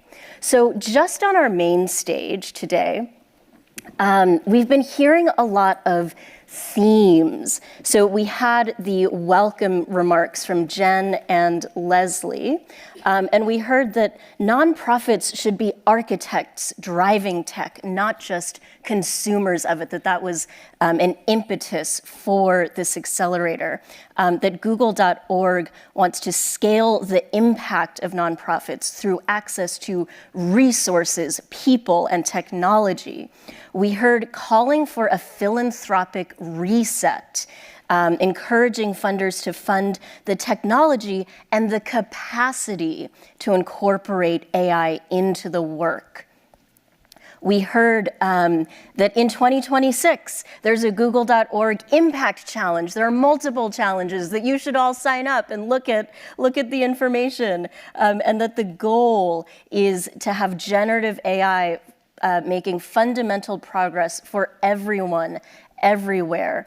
And finally, that what we're really hearing about is the collaboration and co-creation between funders and the social sector. That's how we were welcomed into this space. We heard a panel on engineering philanthropy, partnerships to advance AI for good. As Aaron said when he was introducing it, innovation doesn't just happen in a vacuum, it has to happen in an ecosystem. We heard from the panelists that they're excited that the tech is becoming customizable and hyper-local. We heard that AI solutions must demonstrate impact as well as sustainability, that funders need to connect and communicate with each other so that you're not funding in silos and just funding the same thing in small pieces. We heard that responsible AI is a muscle, this was my muscle, that you need to regularly work, and that one of the principles is to have a problem orientation, not necessarily a tech orientation, to be thinking about the people and the processes. And then finally, that when you're evaluating, you need trustworthy evidence. And we heard that word come up throughout the pitches as well, trust and trustworthiness.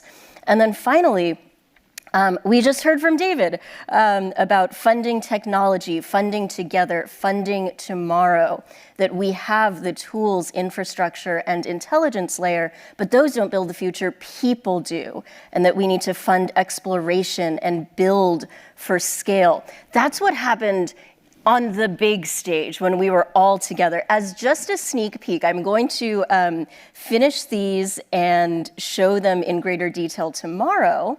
The other thing that I've been working on is a slide, a visual for each of the pitches that happened. So this is just one example of Children's Health Council, where we have a summary of the product. There's a bit about where you're focused, who the users are, what the focus area is, and then from your pitch itself, some of the key points that I was hearing. Like I said, I will go over these tomorrow, but the feeling that we wanted to bring into this space, as I was talking to the organizers about what we're doing here, is that this is a gift. That this is a gift for each of the organizations. It's a reflection that we heard you, we're excited, and we want to give you something back to reflect what you're creating, what you're producing.